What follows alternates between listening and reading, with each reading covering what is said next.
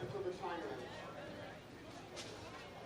Athletes, just a reminder, you are responsible for writing your own scores down at the conclusion of each game, carrying your recap sheet to the next pair, and turning in your recap sheet at the pair counter upon completion today. As a courtesy to other competitors, as you finish your games and move lanes, please allow the pairing and moving to time to complete their game before going into the bowling area. Parents and spectators, please do not block the entrance to the bowling area with bags or chairs as our volunteers and staff need to move freely and quickly. Remember, flash photography is not allowed during tournament competition. And a reminder, the top 32 boys in the U15 division, top 64 girls in the U20 division will return tonight to the semifinals at 7 p.m. Now let's give these athletes another big round of applause as they begin their tournament competition.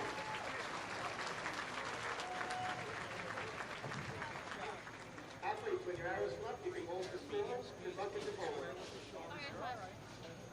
If people, yeah, I just need to, like, get it off.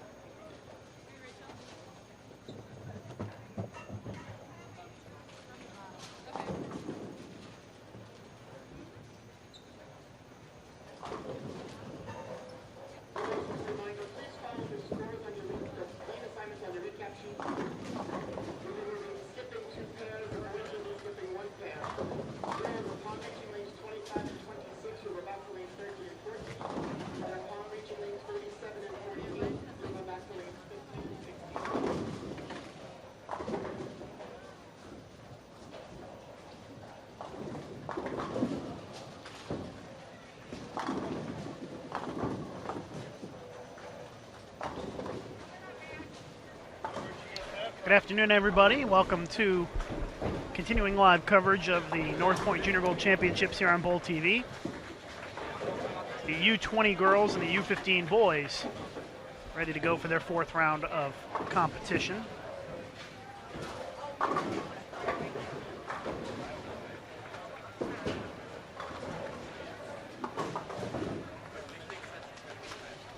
Scores are updated for the U20 boys from this morning, and Nick Krumel still in the lead at plus 425. His big lead that he had has shrunk down to just 32 pins over Tyler Green.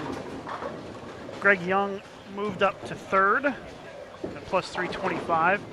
Andrew Anderson in fourth at plus 302, and Wesley Lowe in fifth at plus 228. So pretty good separation there between second and fifth with 5 games to go on the U20 boys side. So we could know early tonight who the two are that get the automatic spots on Junior Team USA.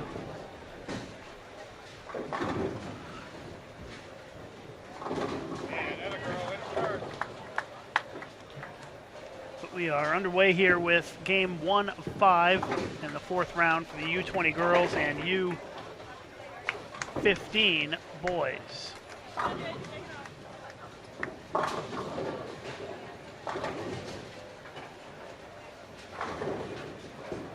can find more information on the Junior Gold Championships at bowl.com/juniorgold. Bowl.com/juniorgold is where you can find more information on this event. Standings are there from this morning for the U15 girls and the U20 boys.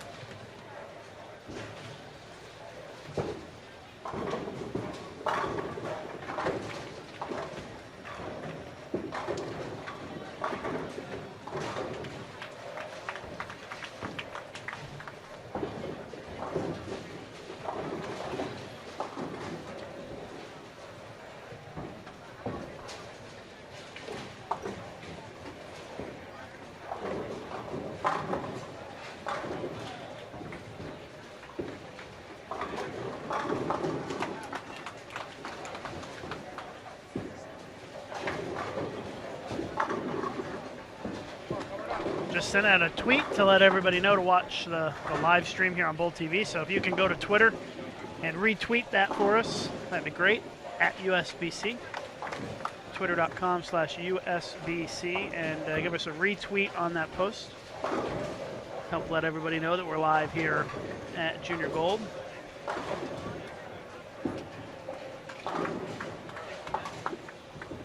Yeah, we'll plan to be live for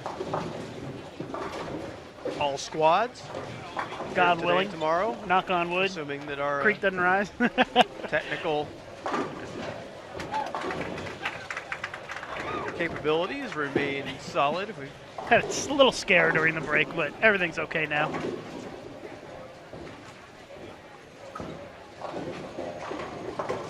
Never know when those gremlins are going to get in the system and start messing with things. Our live stream coverage is ultimately at the mercy of a Windows-based operating system, and that sometimes makes my blood pressure go higher. We are glad to be with you. We definitely give our live stream equipment a workout over the course of the year with as many broadcasts and as many hours as we do. I think that we do about 500 hours a year of live streaming. That's a lot. I think about all the times that your Windows machines at home will freeze up, error, need to be rebooted, not run properly. Not something we want to have happen while we are on the air. So,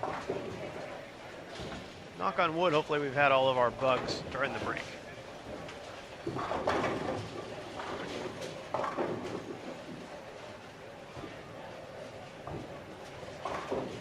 We are glad to have many of you back with us. You're along for the earlier session. You get to see a couple of near perfect games here on the featured pair. But still waiting for capturing the first one live. Lucas may have seen one during his time, or at least somebody caught one on video. I guess that was one of our tournament managers. That Nobody shoots 300 when I'm around. they scare them off. That's right. I do have some breaking news here on Bull TV. Breaking news just into the Bull TV newsroom. Elizabeth Sinicki at the Youth Open Championship says that Jonathan Lovett shot .831 in the singles event on the 11 a.m. squad today. He had games of 267, 275, and 289. Here's the kicker. He's 14 years old. Wow. .831 series. Pretty awesome. Jonathan Lovett. Not sure where he's from, but it's pretty cool. So congrats to him. It's a big set for anybody, let alone a 14-year-old. Yeah, really impressive. I've never bowled an .831. Nope. Have you? No, I haven't. No, I've never even been close. 794, that's it. It's hard to get those 800s. So congratulations to Jonathan. I have a feeling that we probably won't see any 800s on the Mexico City pattern today here at the Junior Gold Championships. Anything's possible, but... Nice to have a hello in the chat from Chrissy Lee out in New Jersey. Oh yeah, we met her at the convention, right? Yes. Hi, Chrissy. Nice to see that you're watching.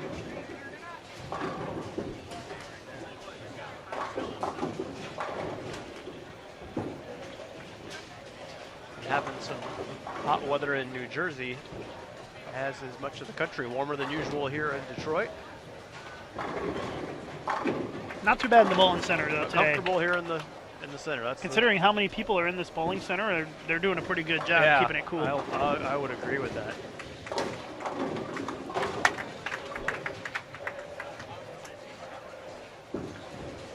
You got a double-hander over there on the U15 boys side with the split Nice conversion. Nicholas Squires. Yeah, Nicholas Squires. 555 spare. So a bad count on the triple, but at least he made the spare to make up for it. I was going to try to keep an eye and see how many two-handers there are on the U15 boys side that made the cut. Because I heard there were quite a few two-handers in the field. I don't know how many actually made it, but...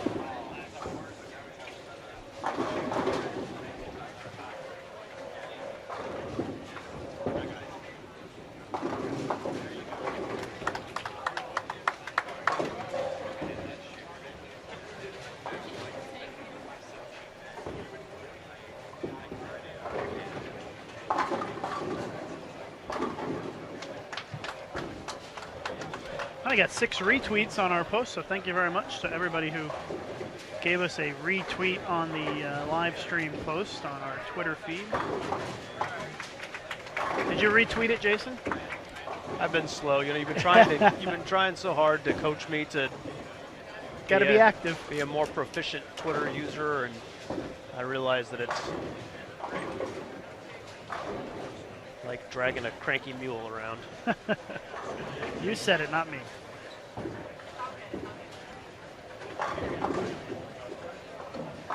Oh, you're up to 44 followers, by the way. That's pretty good. Yeah. A big increase today. You can follow Jason at Overstreet Jason. Just ask that you keep your expectations low. I'm not nearly as creative in my personal Twitter account as Lucas. One of your most recent tweets was you yelling at me to not be late to pick you up at the airport. So get you insight into Jason's life. Better not be late. Don't worry, I was no intention of being late to get you. In fact, I was there early.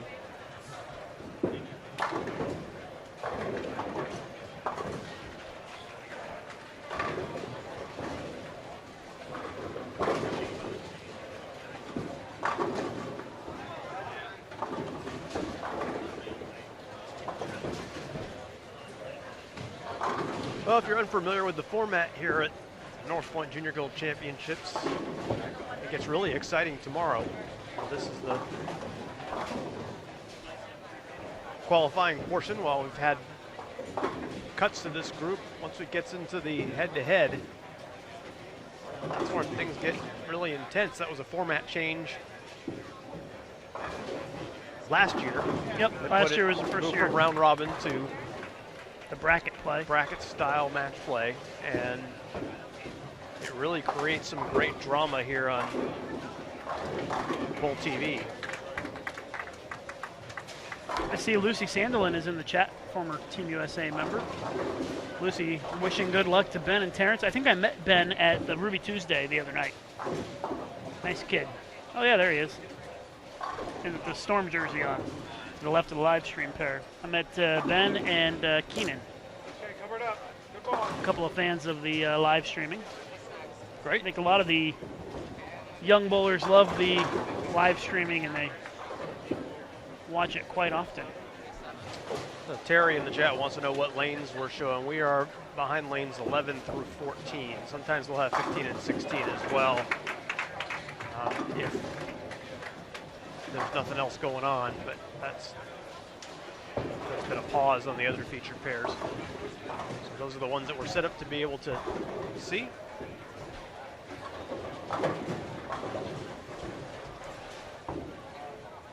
Generally keep the split screen on.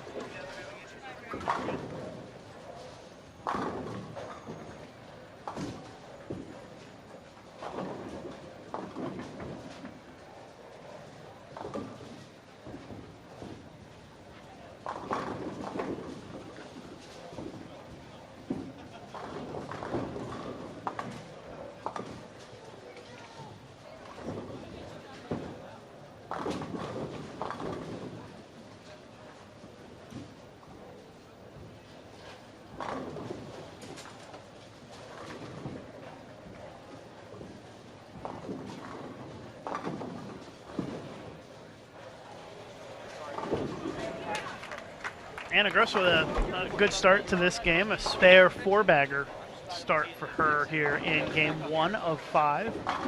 Pace of play a little quicker this time around with only 5 on a pair, so they're going to move along pretty quickly here, and we'll have probably about a 2-hour break. About a 2-hour break before the 7 p.m.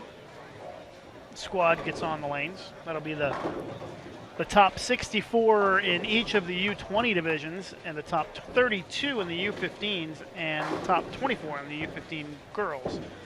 So the top 32 for the U15 boys.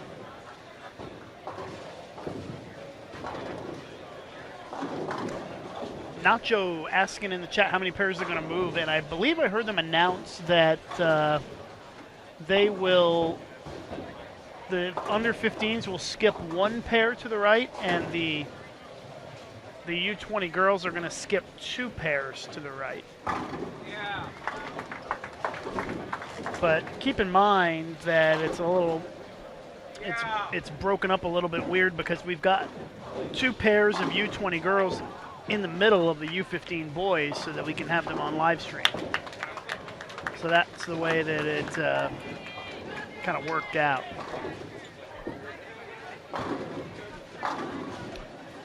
So if you're watching the live scoring on xbowling.com, you might have to hunt around a little bit to find your favorite player, but you can probably at least get in the neighborhood at least if you know that they skip 1 pair to the right for the U15s and 2 pairs to the right for the U20s.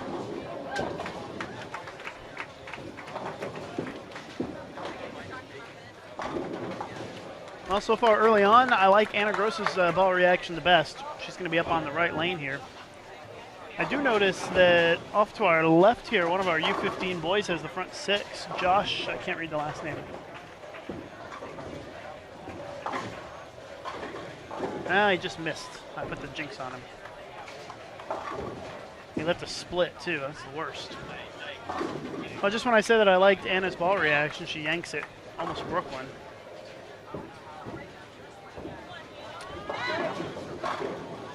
Question in the chat from the Ultimate Gamer wants to know if this is still a Mexico City for everyone, and yes it is. Mexico City all day long here at Sunnybrook.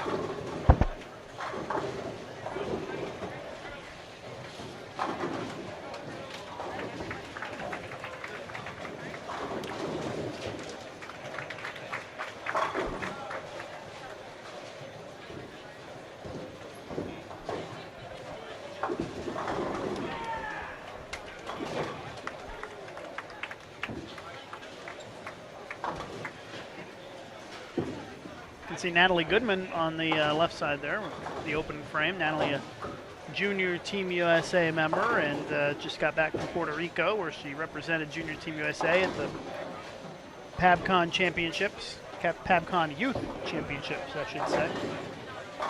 Junior Team USA with an impressive performance. Yeah, they had a good week out there. Won a lot of medals.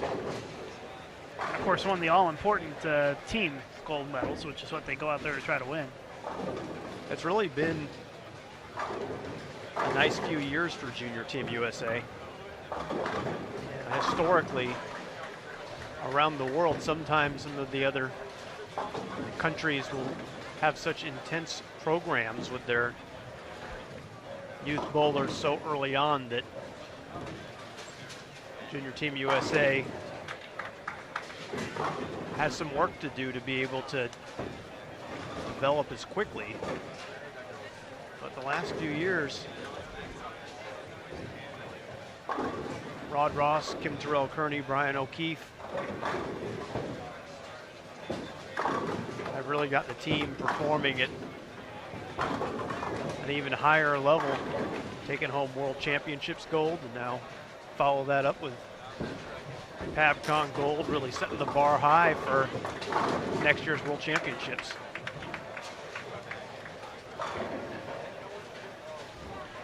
I see another one of our U15 boys, Jonah, down on lane 20 with the front 7. So we'll keep an eye on that, and if he makes it to the 10th, we'll try to get you at least a wide shot of it.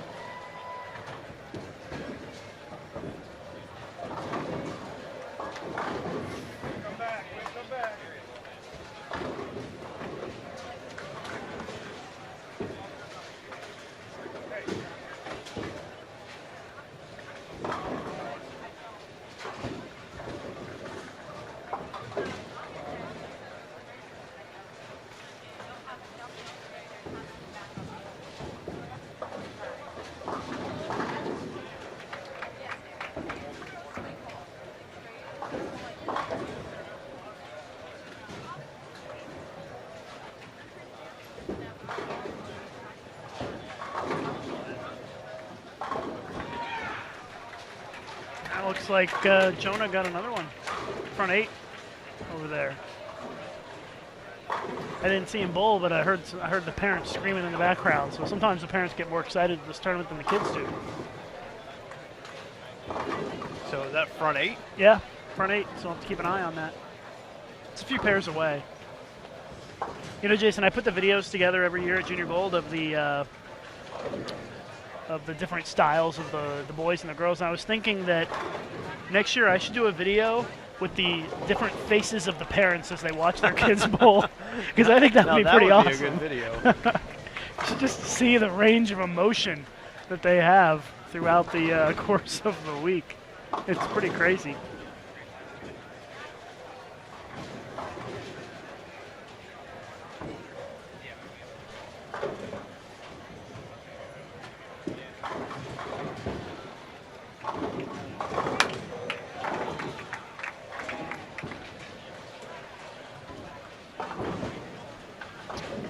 So they're asking in the chat for a link to the live scoring, so let me get that for you guys. Live scoring, available compliments of X Bowling. Give you the Sponsors of the event. shortcut link to it here. And I think, is that? Yeah, it's got the front 9. Yeah, front 9 now. They're bowling fast over there. Really fast. Jason's having a hard time even getting set up in time. Yeah, we got cords going everywhere here. There we go.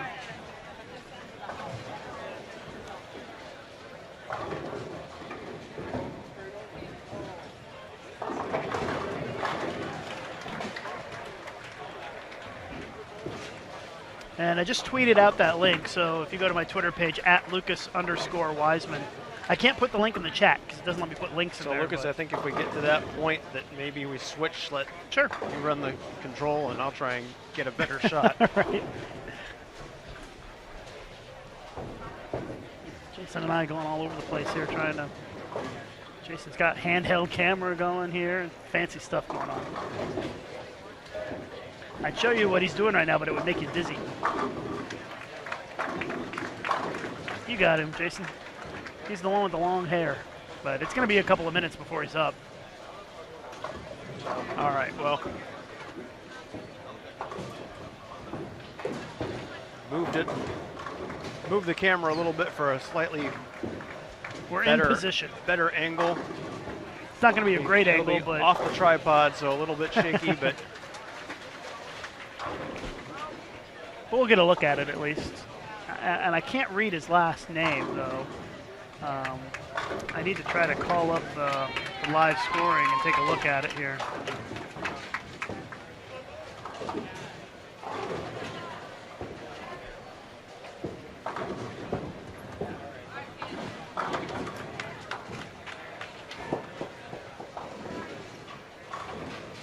There we go, Jonas Starmer. And looks like he's ball up, in huh? hand. Okay, so we're gonna... I'm coming to you, Jason. There we go. Live right now, Jonah with the front 9 in the U15 boys. Oh, the 10 pin. Oh, it goes! Oh, look at the reaction. Oh my. How about that? He let out a fierce growl after that one. Front 10. I don't know how that 10 pin went down. It looked like it was going to stay up for sure, and it just last second, it went down. That was crazy. So here we go. Front 10. Does Jonah have another? Oh, yeah. Looking confident. Front 11. Haven't seen one yet today.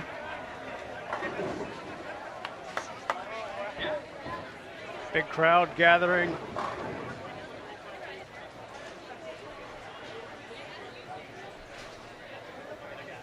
So here we go. Jonas Starmer with the front 11. He's got it! 300 for Jonas Starmer at Junior Gold. And the celebration ensues. How about that?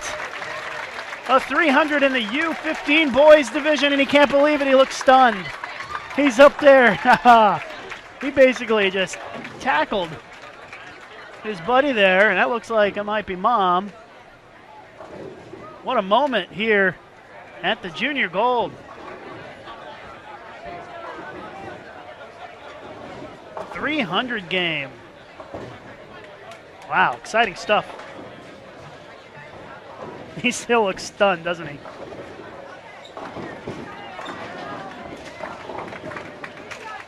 Well, that was good stuff. Thanks, Jason, Fantastic for doing accomplishment. that.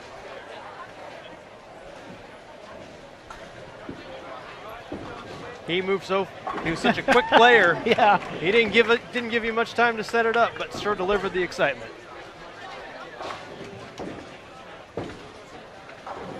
And Jason, you might need to reset our graphics and stuff there.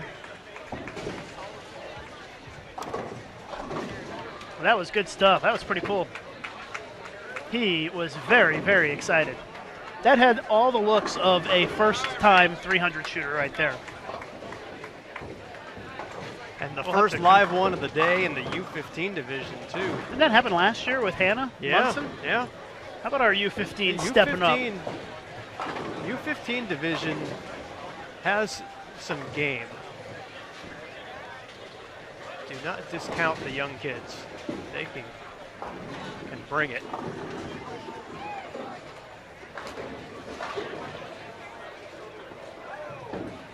That, my friend, is worthy of a tweet from the USBC account.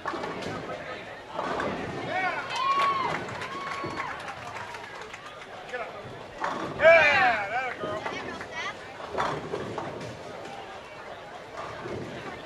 Make that move.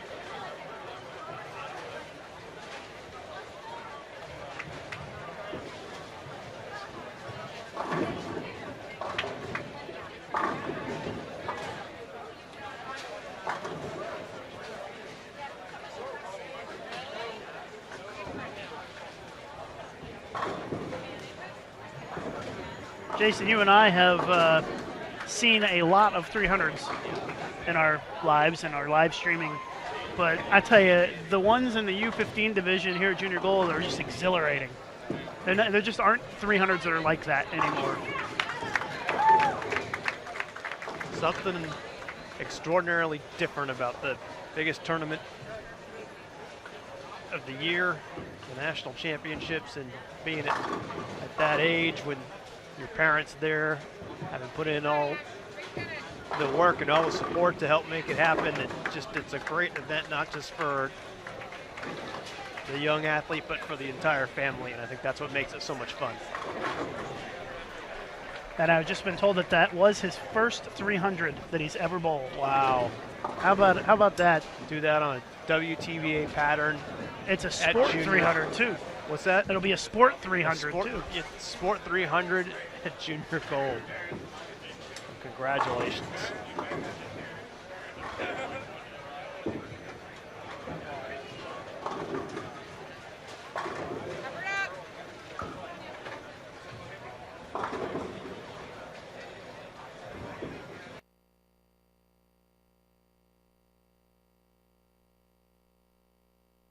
I can always.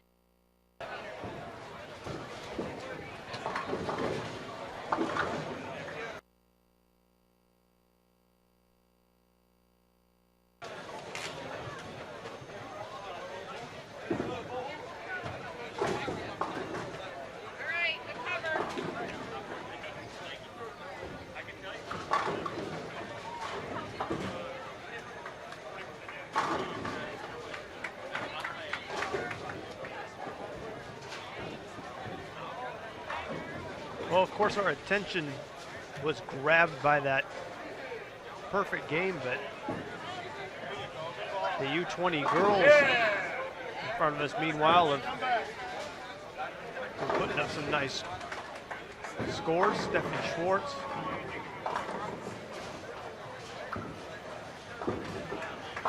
Has a 5-bagger after that first strike in the 10th. She has a nice game working.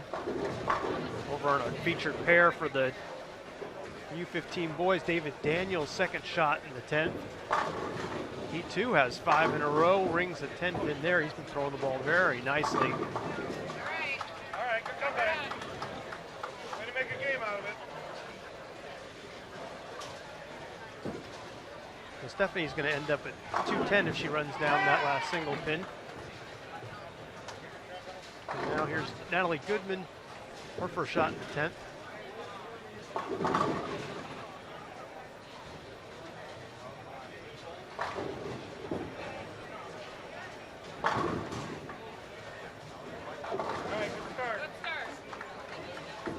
I gave Jonah a shout out on our Facebook page as well. I think that's one that a lot of people will enjoy. Somebody bowling their first ever 300 game at the Junior Gold Championships. Pretty exciting stuff. And you could tell by his reaction it was his first one. You can usually tell. So I'm excited for him. That was pretty cool stuff.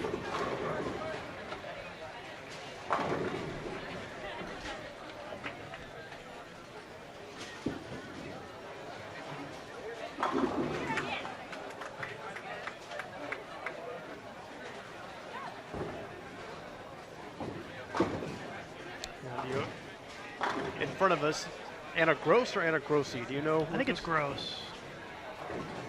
A real nice ball first shot in the 10th for 4 in a row. She's got a clean game going and had a 4-bagger earlier, so she's going to put up a real nice score here. Natalie Goodman finishes with a 190. 223 for David Daniels over on the U15 featured pair. Nice score of that group.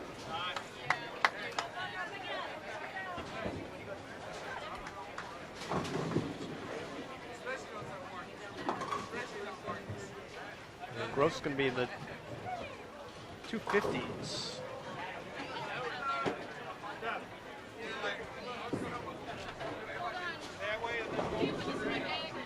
I could show a replay of his last shot here since we've got a break. You can see I started a little late, Jason, with the recording, so we'll have to pull that out later, but should be able to get you another look at Jonah's final shot.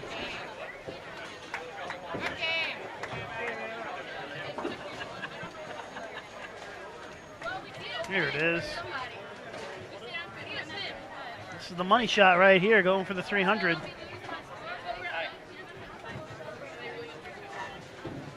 It's pretty good. It's a little high, but broke it up. I love the reaction, though. That's the best part, isn't it? And then the next best part is where he comes up and he hugs his buddy and then gets the mom, and well, I assume his mom. Everybody gets pretty excited. This place went nuts though when he did it, didn't it? Yeah, he's almost got that look of running around like he doesn't know where to go. But then it's, you know, when getting to the friends and family is where. Yeah, good stuff. That'll make your day right there. That's why we do this, isn't it?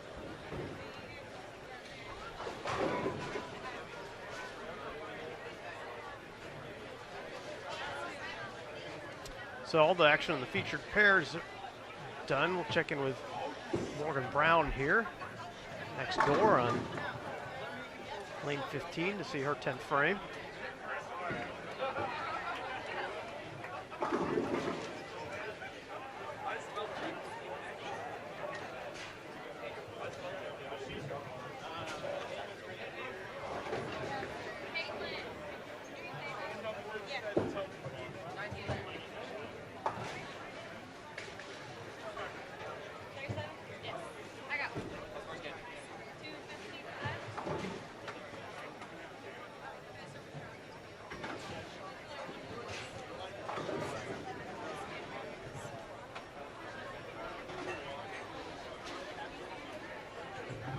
Looks like we should get started pretty quick here with the next game.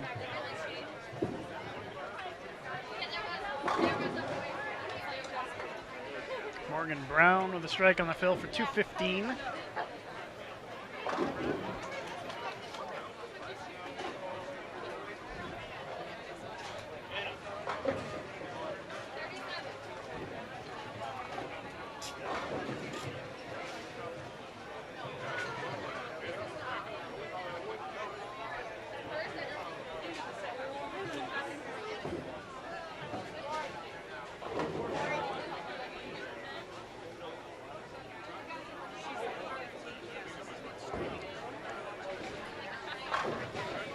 Well, as we get ready for the next group, let's pause for a moment to recognize our partners with the Yes Fund.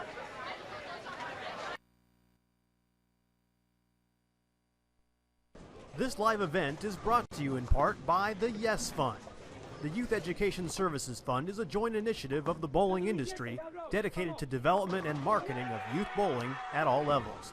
The Yes Fund is generously supported by its founding partners: North Pointe, Brunswick, Columbia 300, Ebonite, 900 Global, Hammer, Cubica AMF, Rotogrid, Storm, and Track. For more information about the Yes Fund, go to bowl.com/yesfund.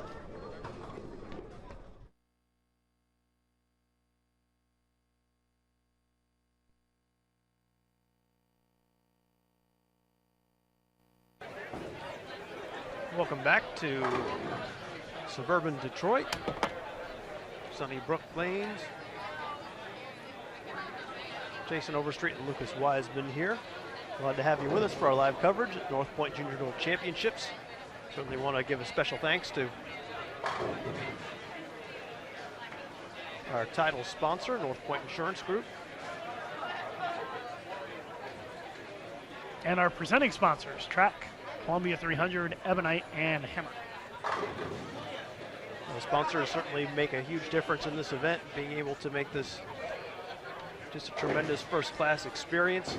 I also want to thank all the great volunteers here in the Detroit area, the Detroit Metro USBC. Really rolling out the red carpet for all the bowlers here. That makes such a huge difference.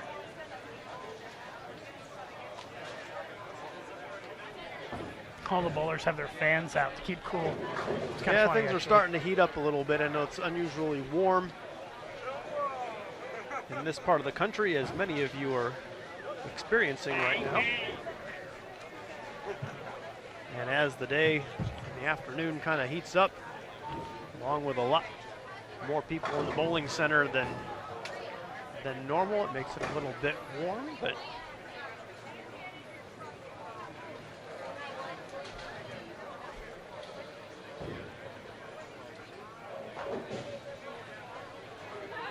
And the reason why we have a delay here is the names on the scoring system look like they haven't moved to where they're supposed to. And so I presume that they are working on that at the counter. it looks like things are slightly off as we have some. It's probably unlikely that Jack, Tyler, Austin, Jonah are names that should be on the girls' pair. Yeah, I don't think so. Something seems fishy about that to me. So as we await on that, if you're looking for something to do as you're at the computer, maybe you'd like to check out the new design of bowl.com if you haven't seen it yet. It's at beta.bowl.com. We're going to be releasing that soon. Lucas and I would love to hear if you find anything in the beta version that needs to be corrected.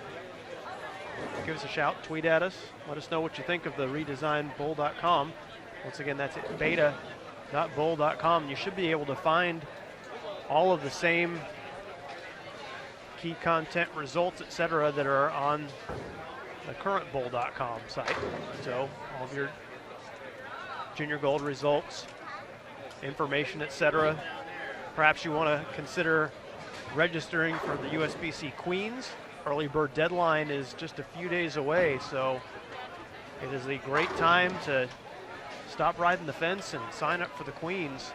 Very convenient scheduling this year, with bowling starting on Labor Day weekend, so less time away from work or school. Great host location with affordable rates at Sunset Station Hotel and Casino in Henderson, Nevada. USBC Queens. You can always find more information on USBC's tournaments by going to bowl.com/tournaments. Just click on the Queens.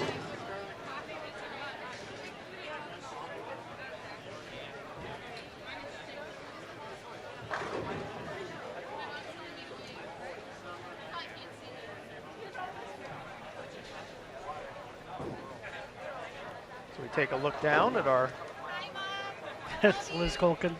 girls waiting for their names to come up in the U20s. See Elise Bolton there. Staying cool. With She looks thrilled to be on her red camera. hair. Elise is interning with us at USBC for the summer, but we decided to give her a few days off. I saw Elise's mom the other day, and she said, "Are you ready to be done with her yet?" I said, "No, she makes things more interesting at the office."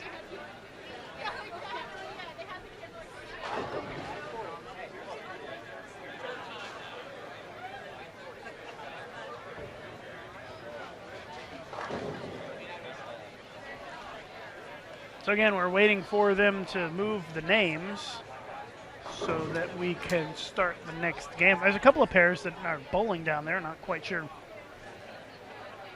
They must have gotten lucky and had it move right for them. But I'm sure they're working on it.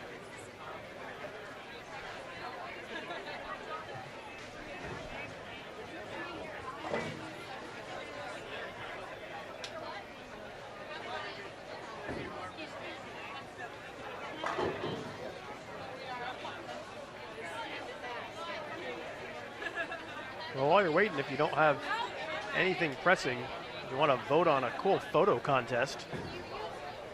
My friends at GoBowling.com have one pretty good prize too, Lucas. $1,000 for whoever wins the photo contest. You can just go to GoBowling.com, or you can like the Go Bowling page on Facebook and enter in your own photo or vote for someone else's. It's called the Loud and Proud. Go Bowling's got a pretty cool thing going, sponsoring a NASCAR race, and Go Bowling website has its own car. You might not have known that.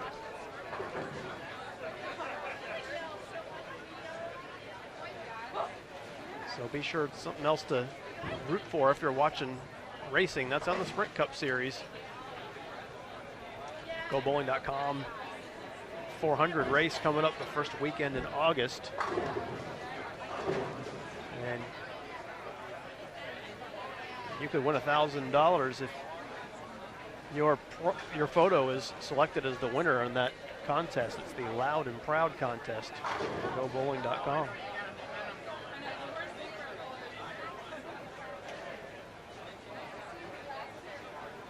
It's another contest running with one of our partners. It's actually in conjunction with Motel 6. Your summer travels take you somewhere where Motel 6 is an option, and you book it through the link on bowl.com. Find on bowl.com, there's a Motel 6 link. Be entered in a sweepstakes to win a trip to train at the ITRC. How about that? You can come visit us. Plus you get 10% off your stay through that portal, so pretty good idea. Good idea.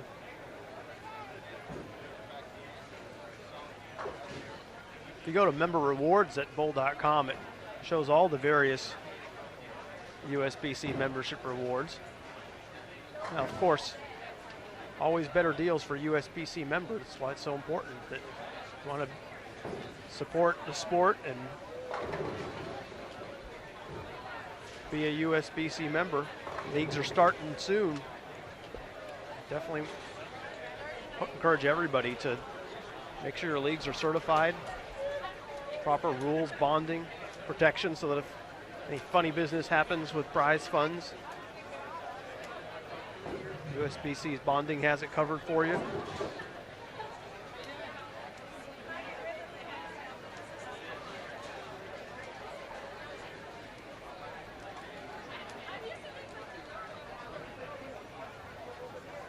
Plus, with a USBC membership, you're supporting things like Team USA and North Point Junior Gold Championships and the junior team and high school and collegiate bowling. It just really is the future of the sport. So we greatly appreciate all of our USBC members out there. Well, we're still in a holding pattern here as we wait for the names to come up on the scoreboard, the proper names. Hopefully they can get it sorted out soon. Otherwise, they Probably should just go to A, B, C, D, E on the scoreboard to get them bowling, I would think, at some point. It's bad news for us. That would be As- difficult for us, but luckily as we'll most of need the some bowlers rosters. have their names on Name their shirts. name help, shirts. but- Not all of them, but most of them seem to. Well, we know We know a lot some of the ones that bowlers. are, We know from previous years or other tournaments, but we're going to have the certainly- leaders group coming up on the future pair for next game on the U20 girls, it looks like.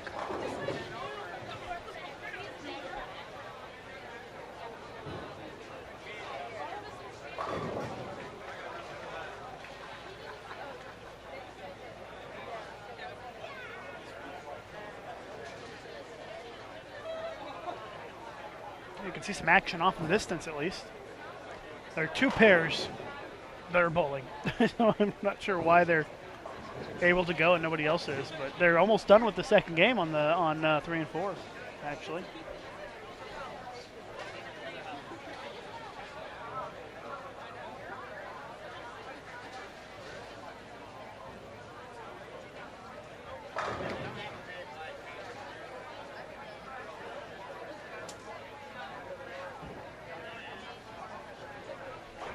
Thank you to George Underwood for following me on Twitter and then tweeting at me, trying to help you stay ahead of Deandra. I like it. Thank you, George.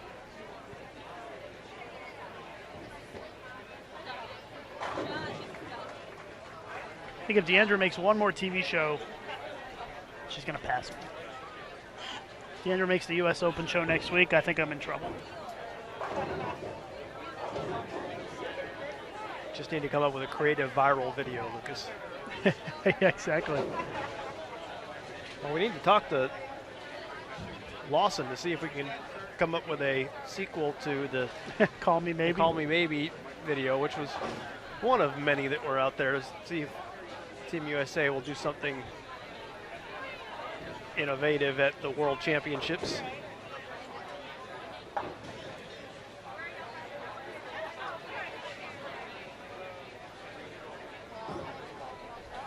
See if there's a new viral phase by the time we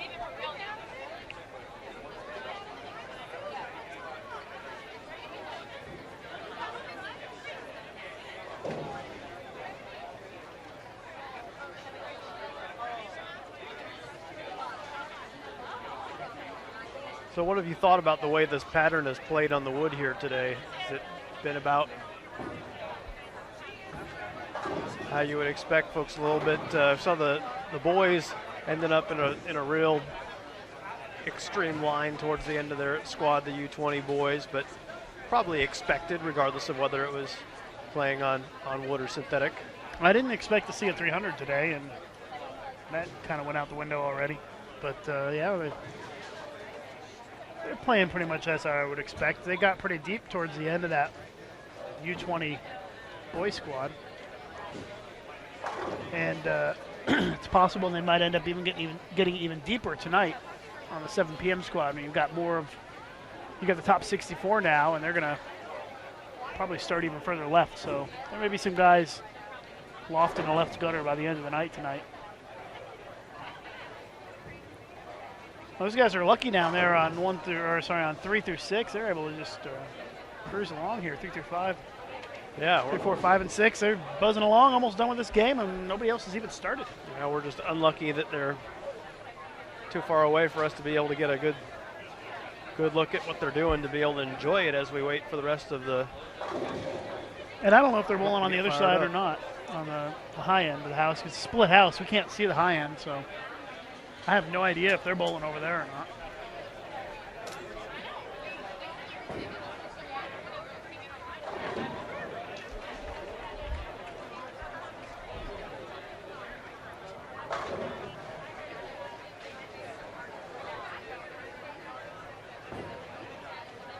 Well, if you're just joining us, you're coming to us in the middle of one of those scoring system delays. And if you're a bowler and you've done any tournament bowling, you know that that's just one of those things that happens from time to time. So hopefully it will not be too much longer before we get things cranked back up. I'm Jason Overstreet. He's Lucas Wiseman. And we're glad to have you with us on Bowl TV as we show you some of the top youth talent in the nation.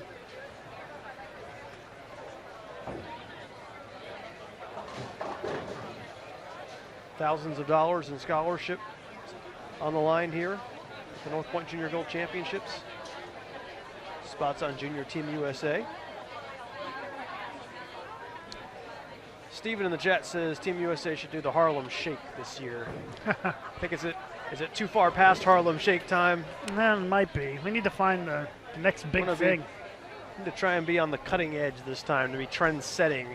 We weren't exactly trend-setting with the Call Me No, Maybe. we were not. We were pretty late to the game, but I think that Junior Gold volunteers, please report to the front counter, please. I think that the quality of the Team USA Call Me Maybe video, which if you haven't seen it, most people have that are regulars of our live stream. Just search for Call Me Maybe on our channel. I think we got quality to somewhat trump being late to the game, but we'll figure out something.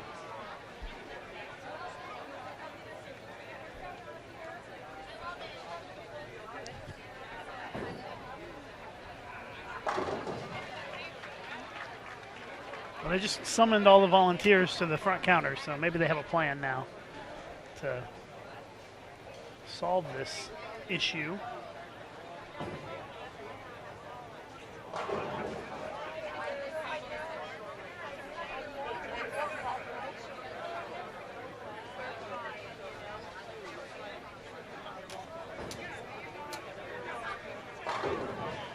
This is where if we were a network, we would go to a game in another city until this got resolved. But or we'll be right back after 2.5 Men or something. Yeah. You know? Here's an old episode of Seinfeld. Here's MASH.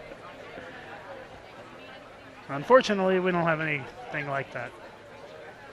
Unless you want to see the Yes Fun video again. It's about 45 seconds. All we've got in our bag of tricks.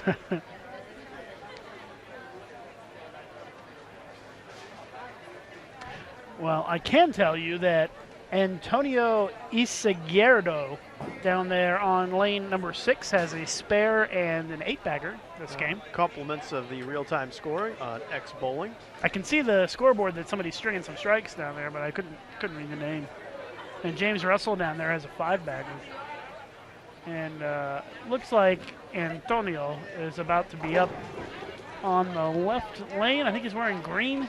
Yeah, green and blue. We might as well take a look at that while we wait.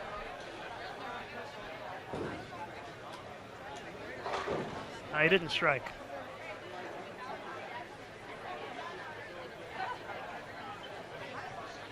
So they're finishing up this game, and see a lot of folks here watching.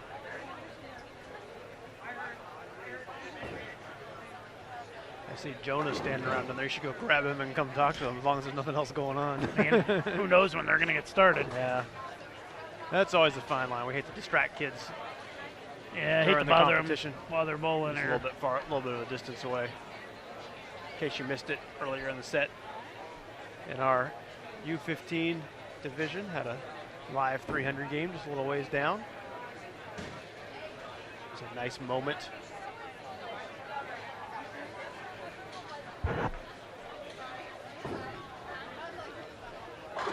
All right, well, as long as we've got time to kill, how about for everybody in the chat, let's let us know where you're watching from today. Just always like to see what parts of the country or even the world we've got viewers watching on Bowl TV.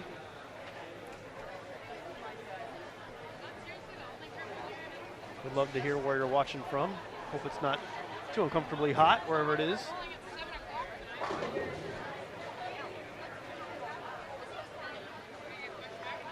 Mr. 300 Ewing says we should give a shout out to Natalie and her striking summer page. We had Natalie on earlier. We talked to her, and so we are very familiar with Natalie. I just saw her walk by a little bit ago.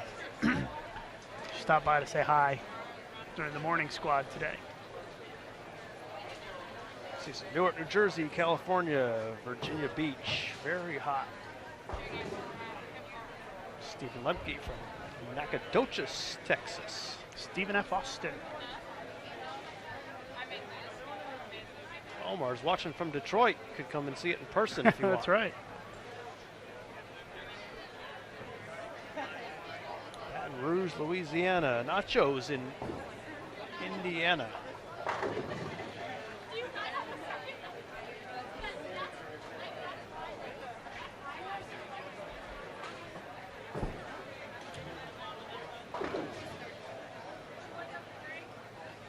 Citrus Heights, California from Steve Cook's Fireside Lanes. Bowled at Fireside Lanes as a junior bowler out in Northern California.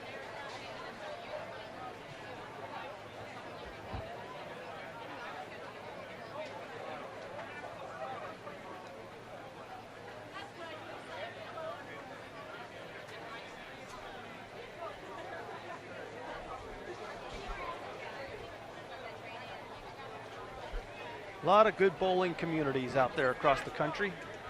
I think we probably have just about the entire country represented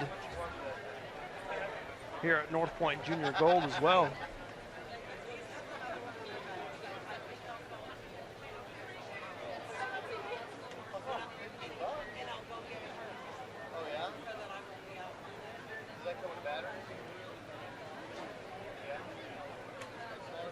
This is where if there weren't a few lanes with folks actually bowling, it would be great to put out some music and start to dance. Cupid shuffle or something out on the concourse.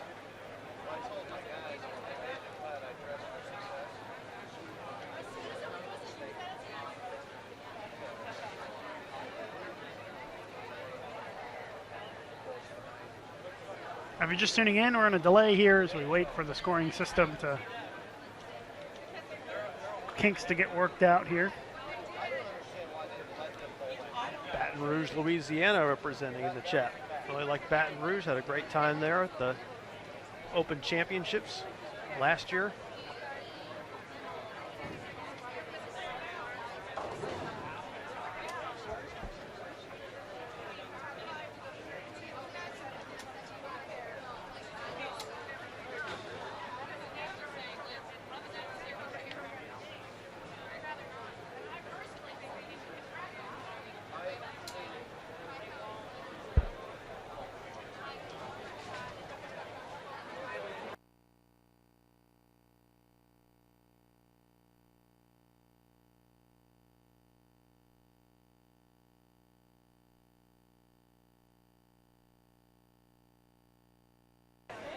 Well, in case you're wondering, there's a pretty nice sized crowd here.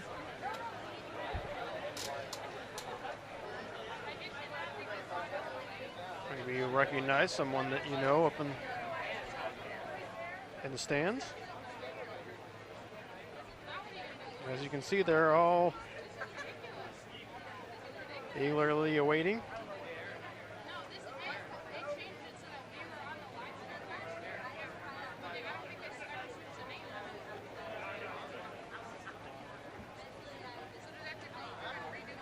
So hopefully it'll get resolved here soon.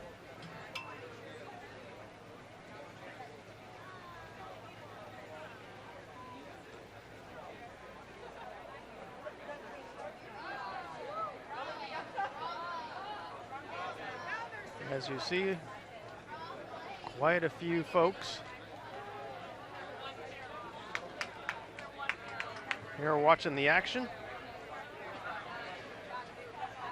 And Lucas and I are going to step away, and of course, as soon as it cranks back up, you'll be able to see it. Appreciate your patience. Sorry for the delay here on Bowl TV.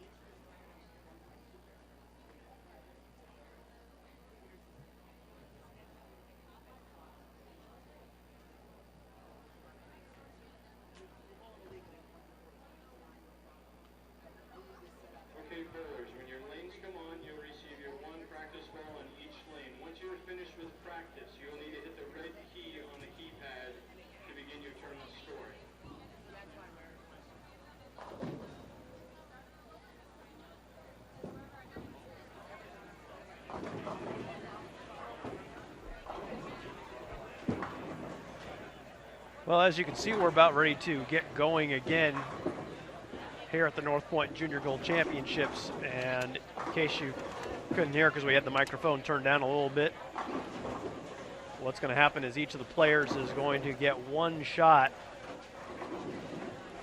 in order to just get loose and get their feel again. And then we'll resume. The short explanation of the problem was that names were not able to move with the scoring system, and eventually a decision was made that it was not going to be able to be resolved, and so now our tournament volunteers are going to just enter in their names manually and we'll proceed.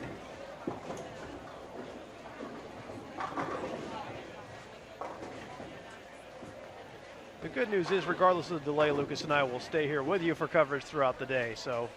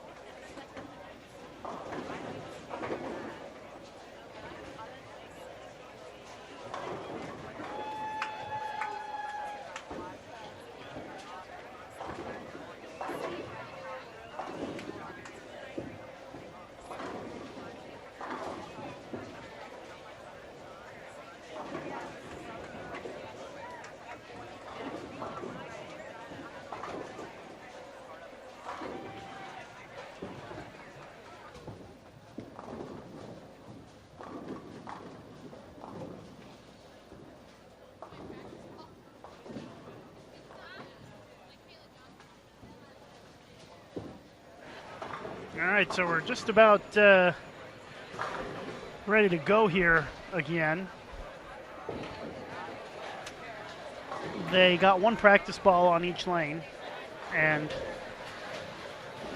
they now have ABC 1, 2, 3 in the scoring system, which might make it hard to follow on X Bowling, but hopefully they're going to type in the names here.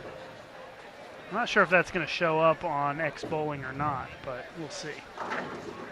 Rollers, once you've completed your practice, please have a seat so we can reverse the arrows to get sure that you're starting on the correct lane.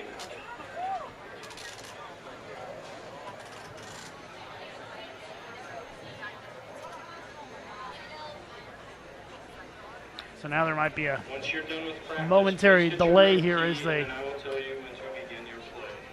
get set up and ready to go.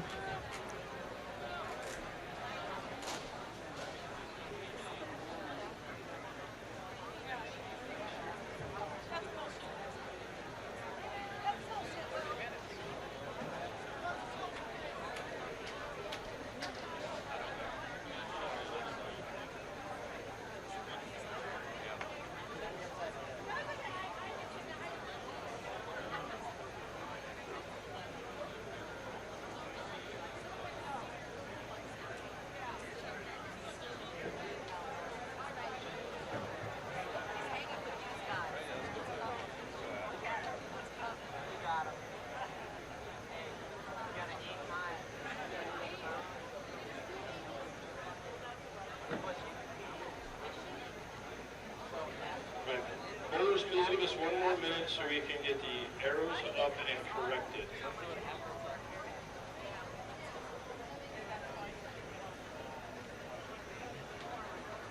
So we're getting close. They are making the final adjustments here to get us started.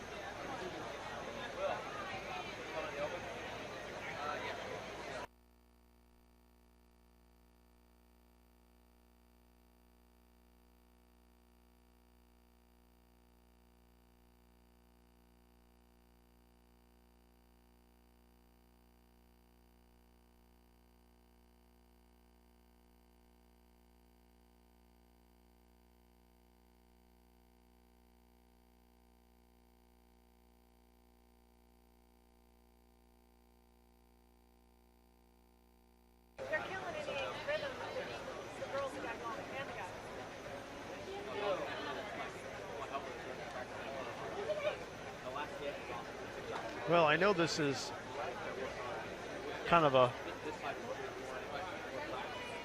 stretch, but this is qualifying for Junior Team USA, and one's ability to deal with a delay is certainly something that's relevant in international competition. That's true. I've seen it all in international competition. I had one tournament where the roof started to collapse and they had to stop bowling for a day and a half. That was at the World Cup. Yeah, I was in France. Certainly we've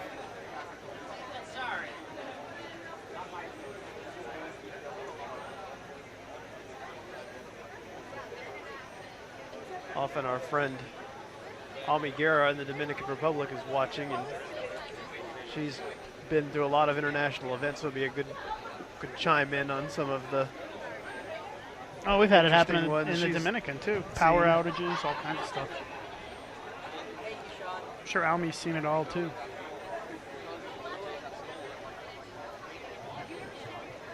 So we're just waiting here, waiting like you guys are.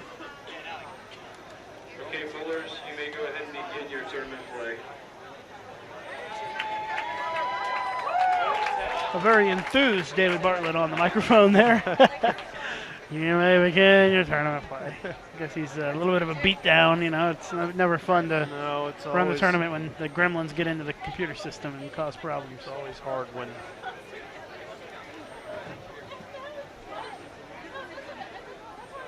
you end up in a delay. It's never fun.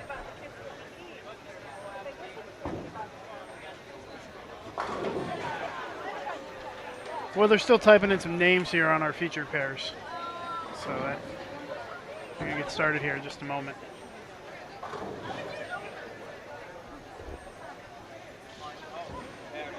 Well, we're due for some excitement. Had some excitement last game, and then we've had a unplanned intermission. Yet somehow there's been no bowling going on and our viewer numbers have gone up. I guess it's kind of like watching a train wreck. You want to see what's going to happen next, although it's not that bad. Scoring system problems happen everywhere all the time. Yeah. We've all had problems with them in the past. It's just the nature of our sport.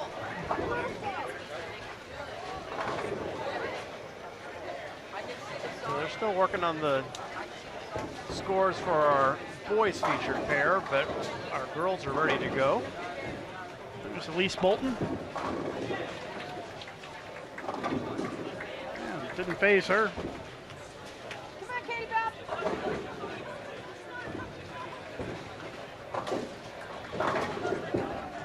Liz Culkin, the leader coming into today. Bowls at the University of Nebraska, along with Elise Bolton, actually.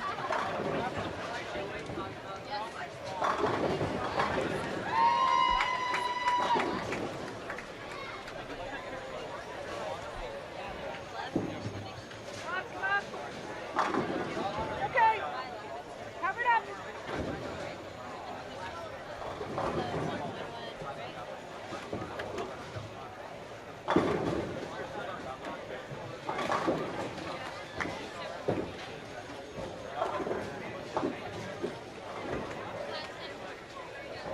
Well, at least we're bowling good.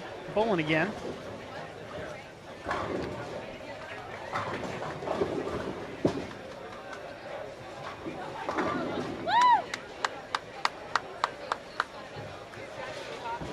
Looks like our U15 boys pair are going to get started here pretty quick as well.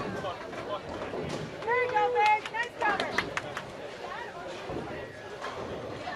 Hall of Famer Linda Barnes saying hello. In the YouTube chat.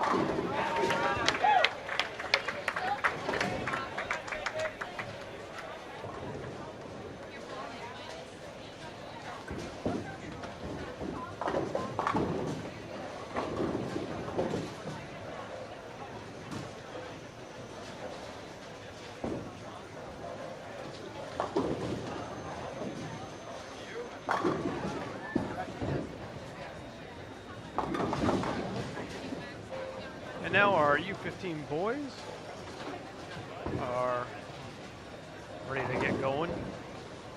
So we will resume our split screen.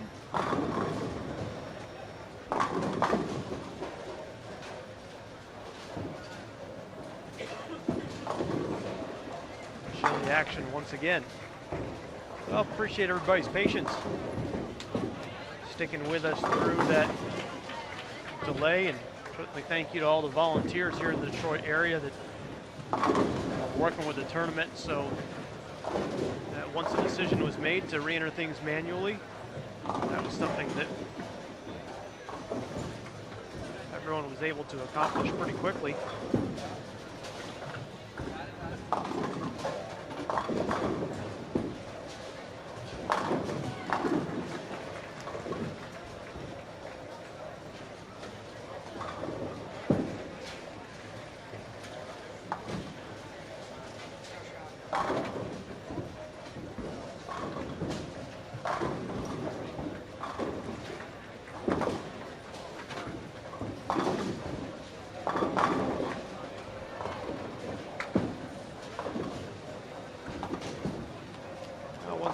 To have everybody with us here for the live coverage on Bull TV of the North Point Junior Gold Championships. I'm Jason Overstreet, Lucas Wiseman with us as well. Complete coverage and results available on bull.com. If you have any issues with the results appearing to not update, do hit refresh or clear your cache or look at another browser. The way that the PDF files from the results show on your computer requires keeping things updated.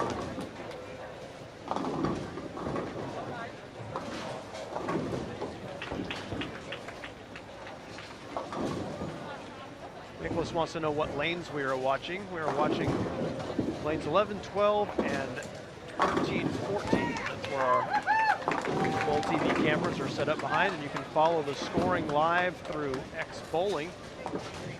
X Bowling is hooked into the Score Center here. They are a sponsor of several youth programs. Of course, the X Bowling Intercollegiate Team Championships and X Bowling Intercollegiate Singles Championships.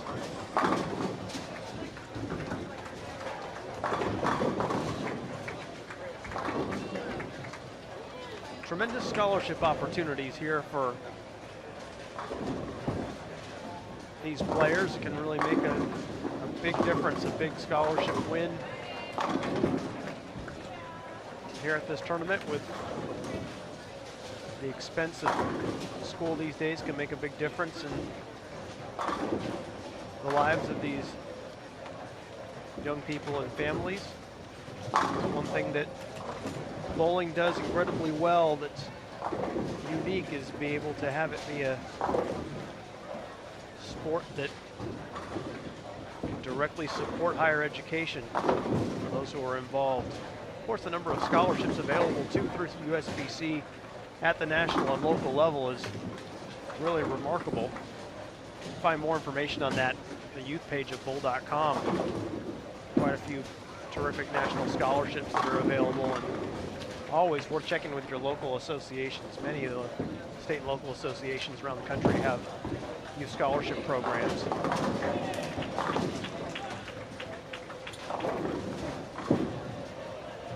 Well, Jason, I walked over there just to see if I could get an update on what the situation was. Basically, it's our fault. Because they set up the scoring system to rotate the girls into our pairs, and they thought that the scoring system would be able to handle it, and it turns out that it couldn't. And so the good news is we're bowling again.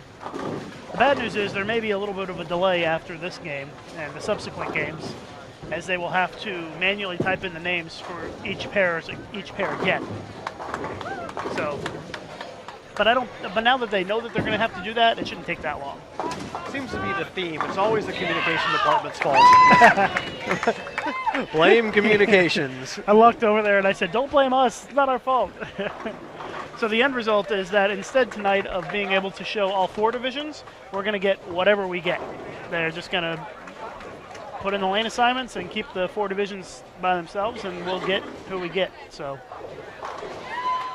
Unfortunate that we won't be able to show all 4 divisions tonight, but at least we'll be able to show something, which is better than nothing. And tomorrow, no problem tomorrow, because tomorrow it's one-off matches, so it's easy. Well, clearly having the tournament run smoothly is the most important thing, but sometimes it is a byproduct of the live streaming world. We try and make it so that we have all different groups of kids come in front of the featured pair, but of course, this being a split house, and even if it wasn't a split house, you can only stretch the cables on the cameras realistically so far from the box, given what our resources are, and not have to worry about them being knocked down or roping off the entire bowling center for cameras. Try and stagger things to have it work so that you at home can get to see a little bit of everything, but sometimes best laid plans don't end up coming together quite as you hope. Looking ahead to tomorrow, I hope that Mother Nature doesn't mess us up. There's slight risk for severe weather in the Detroit area tomorrow, as the cold front's going to sweep through. At least it'll be cooler, but could have some nasty storms here tomorrow.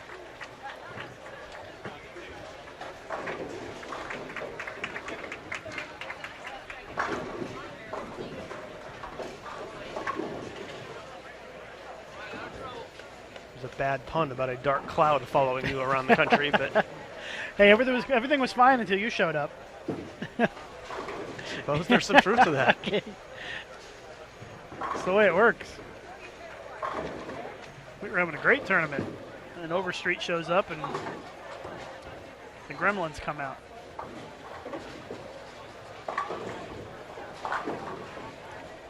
Well, the most important thing is we're bowling, so that's the most important thing. I like Julia's shirt, Julia Bond. Got the nice multicolored shirt there. Looks like a snow cone. I can't think of any other way to describe it. I like it though, it's real colorful.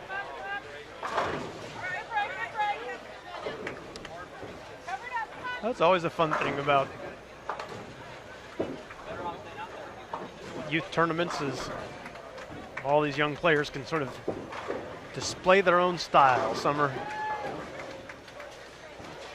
more traditional, some are more dynamic, and it's just kind of fun to see. I read an interesting thing in it was actually Bob Klatt's book, former board member of USBC. He wrote a book? Wrote a book. I didn't know that. And one of the things he said in his book was that people's bowling styles mirror their personalities. So in other words, when you have someone who is a real aggressive, herky-jerky cranker, if you will, then more likely to be an aggressive, herky-jerky kind of. Whereas if you're a traditional, by-the-book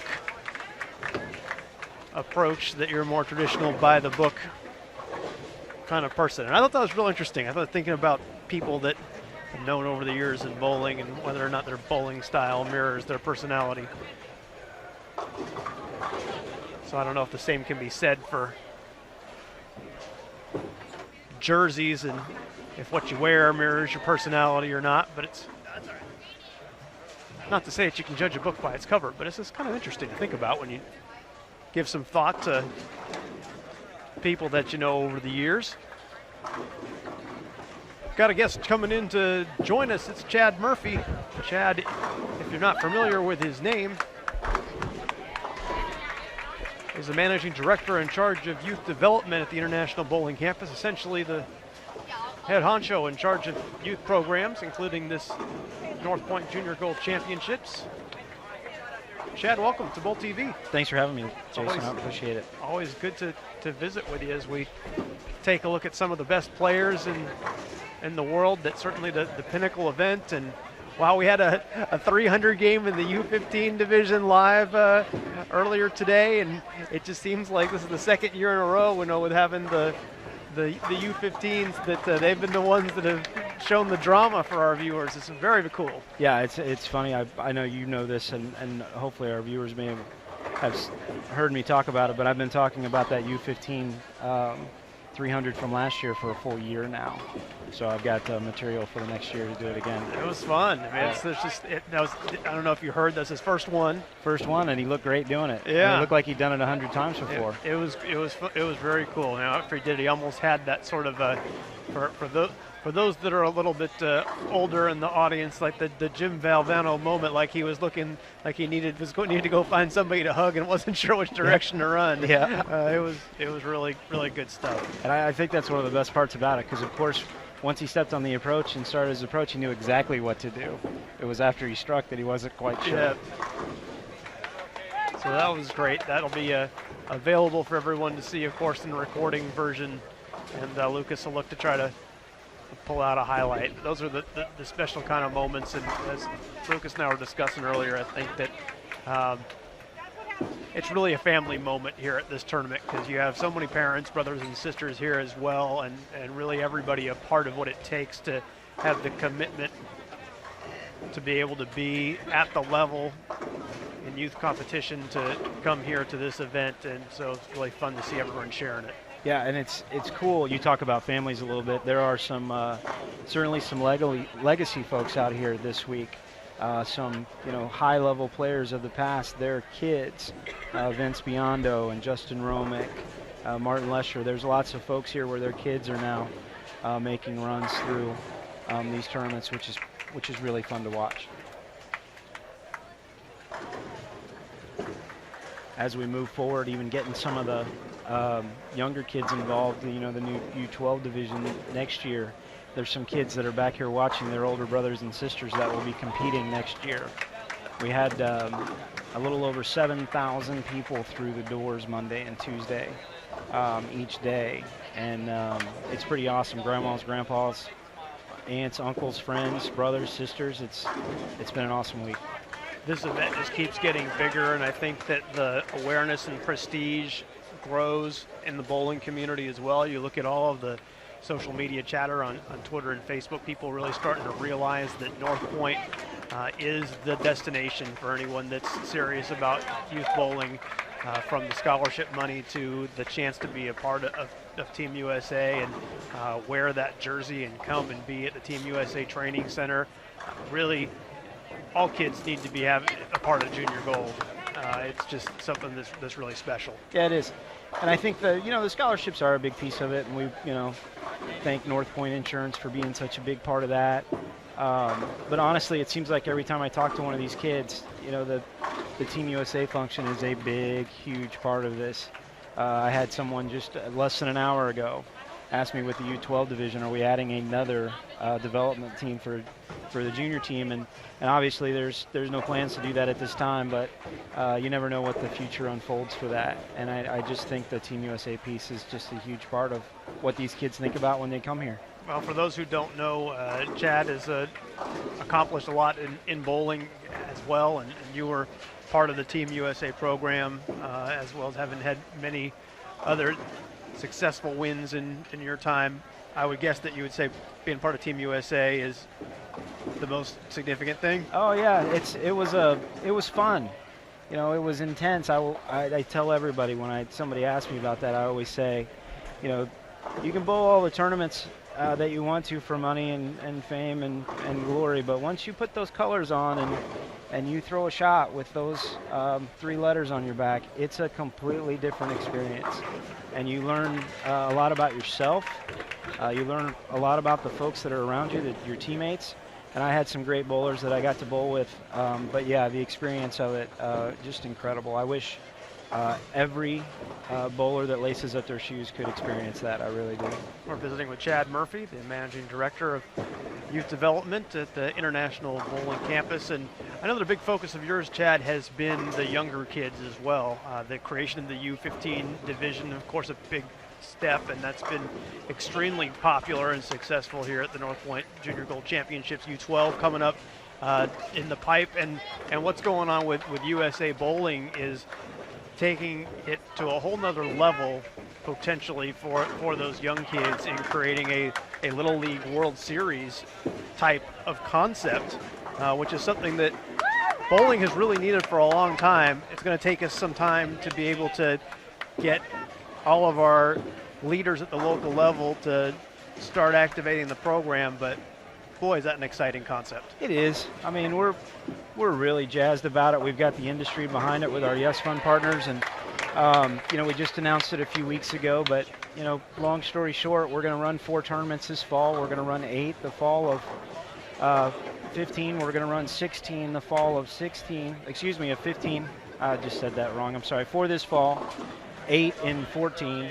We'll run 16 and 15, and then the following spring, those 16 winners will be invited to our first ever national championship tournament, which will fit our Little League World Series model.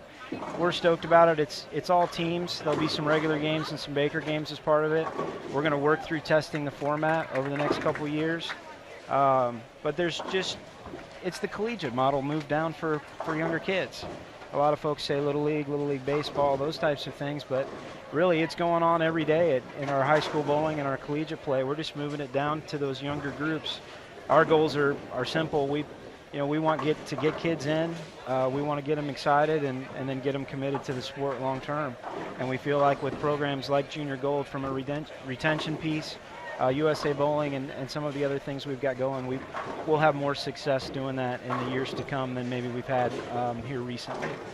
I think if everybody in bowling can sort of look towards baseball, and not that bowling is trying to be baseball, but just the experience of what Williamsport has been able to create with just going to that stadium and that experience and that goal to shoot for the young kids, that really that age group, 10 to 12 is where you kind of start dreaming about being a part of something special and having that kind of an experience, and starting to build that in bowling to where, perhaps at some point the final destination for the USA Bowling Championships is at one of our great venues in the country, whether that be a USBC arena venue or whether that be just some of the real fine centers around the country, to where it's something that kids can dream about when they're competing at home with their friends. I've got a 6 and 9-year-old, and they all want to be a part of something bigger. They want to be a part of something greater, and those aspirational values are important. We've done a lot of research into youth sports and why people choose extracurricular activities, and events like Junior Gold is a big piece of that. I remember when we launched, this U15 division, and everybody questioned, a lot of folks questioned whether, the kids were good enough to play on these conditions. And then you come out and you watch, and it's pretty amazing how enough said on that. Yeah, how high the talent level is. And it's, I travel around to the centers each day and kind of sit in the stands and watch and just see what folks are saying and thinking. And I don't know, the talent level is extremely high. And not to discount the U20 kids, because obviously they've put the work in. But it's fun, and it'll be fun to watch these 15-year-old kids, graduate into that bigger division and move up that development ladder and compete. I know there's several that have moved up from even last year that are made the finals here at a tender age of 16. So it's been a lot of fun. We're visiting with Chad Murphy. He's the managing director of youth development at the International Bowling Campus, talking about some of the new programs out there for youth. And the folks, if you're watching our Bowl TV broadcast right now, the chances are that you're highly involved in bowling at the local level and really interested in having youth bowling be a great thing. And what I think I encourage everybody to do out there is to look to try one of these different programs in your area. And you might not be able to get everything going at once. It might just be a small piece. But get in touch with Chad's team at the International Bowling Campus.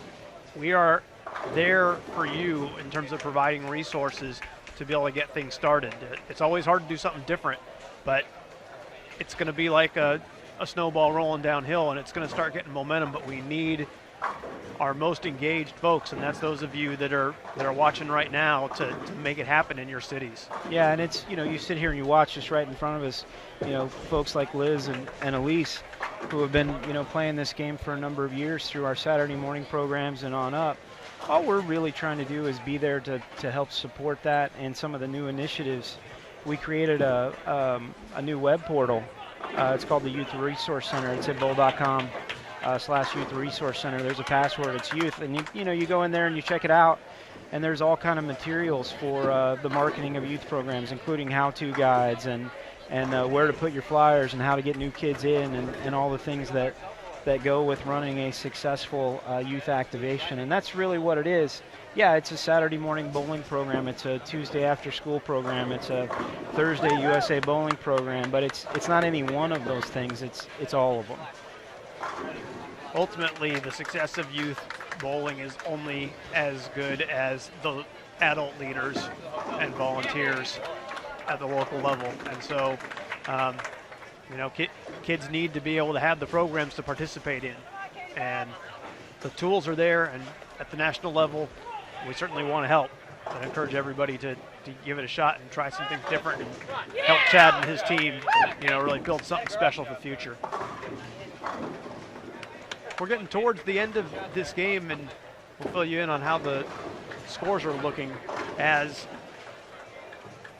it wraps up. But Chad also just really thrilled with the sponsorship of this event.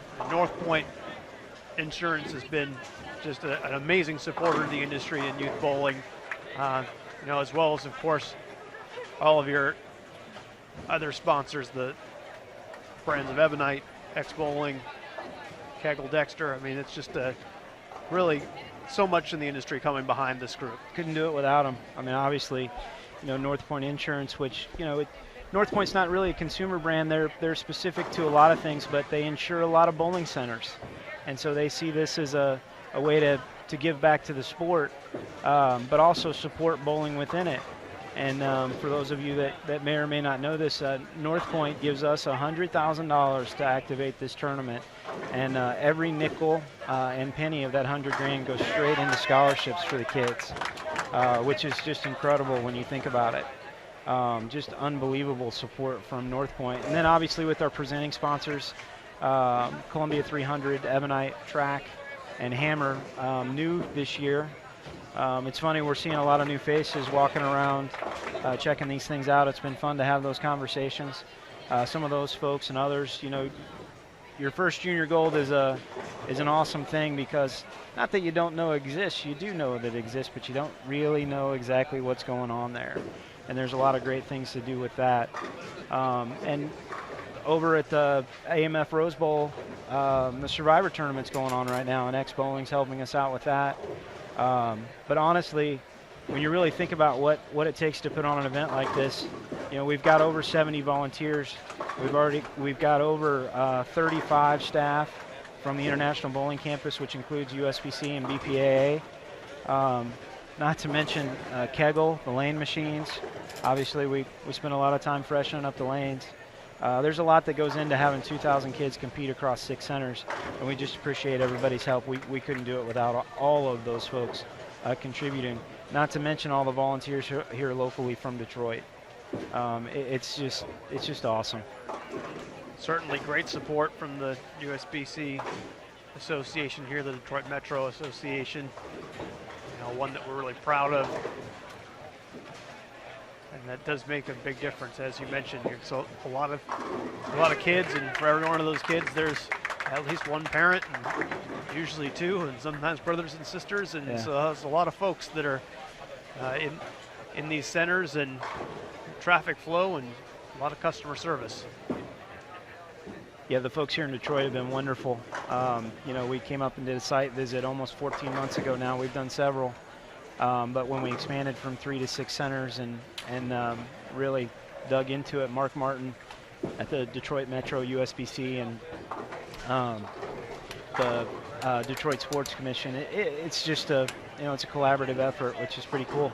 But it all pays off, and I don't mean that in a monetary sense. I mean, even if you just look around the building today and the amount of folks that are here watching, everybody knows how special an event this is. Well, at least Bolton finished with a 173. Liz Colkin, 213. As we're in the 10th frame on our girls featured pair, and also in the 10th frame for the boys. Brandon Sotomastro, 168.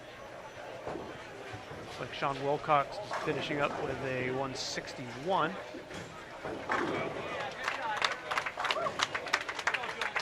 But Julie Bond's been on a nice roll here on their girls featured pair. She's got a clean game going and 5-bagger heading into the second shot intent. Kind of a fun debate going on in the YouTube chat that's to get you to weigh in on, Chad, and that's that cheering at youth events. How much cheering is too much cheering, and when is cheering too much cheering? And not to anyone specific around us, and not asking, would never ask for that politically charged a question, but just, you know, it's kind of a fun topic because certainly parents invested a lot of energy and a lot of emotion in this, and nothing like cheering for your family. Yeah, I might be the wrong guy to ask here because I'll provide an opinion and then a little bit of data that goes with it. I don't know that you and no matter what opinion it is, this is one that you're going to find half the crowd's going to jump on you. There's no doubt. I'm setting you up. Yeah, I don't know that there can be too much cheering. That's my opinion. There's no doubt that kids react to it. I think most of our athletes react well to having people support them. There's no doubt that there's a lot of concentration and focus that goes into bowling, and when you're on the approach and, you know, someone a few pairs away jumping up and down and yelling, but that's part of it. And I don't think that's any different than you know, some of the things that go on in other sports. So I don't know that you can ask anybody not to, you know, cheer for somebody that they're rooting for. I think, Jason, you've heard me say this before, but in a lot of cases, there's a lot of heart that goes into this stuff. Passion beats talent sometimes, and the emotion of it is one of the great things about sports. Brian Kennedy with a 217 over on the boys featured pair.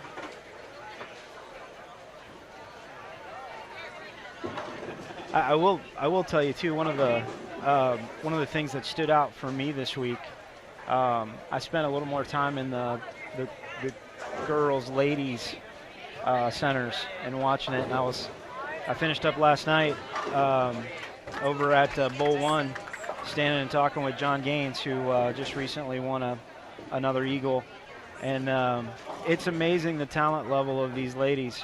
And I don't know that it's grown. I don't know that it's better or stronger than it's ever been, or all the things like that. All I can really say is when you look at the patterns that these ladies are bowling on and the talent in which they go about attacking the lanes, it's a very high level, which has been fun to watch for me. And I think that that's an area that we're going to focus on moving forward is getting more young girls to turn into these talented ladies and bowling collegiately within that. We've got to grow those programs, but it's been a lot of fun to watch this week. And John and I stood over there for a little while, just kind of going back and forth. We were watching Liz, who was finishing up last night, and just extremely talented ladies bowling these events. Another thing that Lucas and I talk about on this subject is that, you know, this is a testing ground, if you will, for Junior Team USA. And so can you perform in all different kinds of environments? Because I can guarantee you in international competition, it's not always going to be pristine and perfect in terms of sound, noise, other things. Now, you know, certainly there's a certain level of decorum that is reasonable to expect, but at the same time, if as an athlete and as a high-level youth athlete, it's a distraction problem for you, then you're probably not the right fit to represent Team USA. Yeah, I attended my first collegiate nationals, and I don't remember what year, but 88 or 89, the Wichita State guys team won. Rick Steelsmith was their anchor bowler at that time, and I just fell in love with it. The energy, the excitement, you know, the intense nature of that. I still think collegiate bowling is probably the best of what we have to offer as a sport. And the amount of yelling and screaming that goes on in those buildings is enough to, it's just awesome. It's a fun topic of conversation, and certainly one of those things that I think will always be debated in bowling. You do hear about it at the collegiate level too, of just, you know, why don't they sit down? Should they be standing the whole time? And, you know, the women's side with all their custom cheers, sometimes strategically timed, it seems, Right. and it's just Right. there is some gamesmanship there, but it's part of what creates interest and drama, I suppose, for the sport at certain levels. Yeah, and the collegiate piece within this event is also kind of one of those interesting things about Junior Gold. If you're an up-and-coming bowler and you haven't experienced Junior Gold or haven't found a qualifier to try and get in, this is a wonderful place to come to meet a coach, an I've seen assistant just about coach. I've seen so many collegiate coaches here just in the time since I arrived. It's like a little recruiting zone. It's a who's who. I mean, you can't walk 10 steps without having a coach. Even when I was walking in here, Mike Kabaki from Calumet was a couple feet away from me.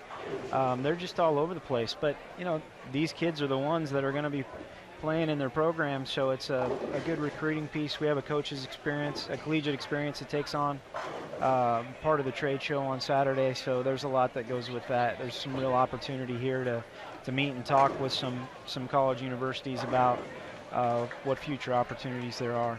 It's funny, something that Mike said to me in passing, and sort of in tongue-in-cheek, that he said that it's tougher to find diamonds in the rough than it used to be. All the kids are coming here, and because of the exposure on live streaming and the various high school programs dedicated towards exposing young athletes who are interested to collegiate programs, that it's just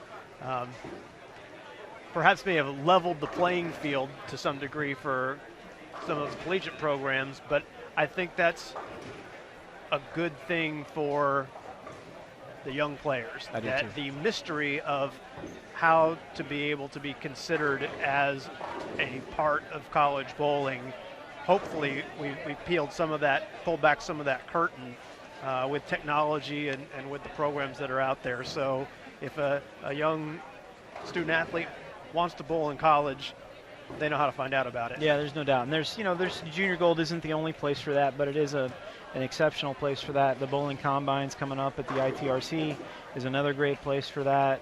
Turbo had their collegiate expo last week. There's more opportunities than ever, and I think that's we're making it easier for college coaches to know who the kids are. We're making it easier for the kids to find the coaches. It should be easy, and that doesn't necessarily mean that that kid's going to say, hey, I want to go here, and that coach is going to want them to come there, but it sure does provide that opportunity that maybe it didn't at one point in time. Certainly been a priority for us at the International Bowling Campus too, and through the resources, both of the high school program and the collegiate program. Of course, through the website, we hope that everybody's able to find what they need to know about either being matched up with a collegiate program or also to start them, when we still are seeing growth of new programs at the collegiate level, just with lots of folks that want to continue to be a part of competitive bowling, perhaps for academic reasons, finance reasons, whatever the college or university they're going to may not have a program, and so they're getting them started. And we've been seeing some programs start up and find success really quickly.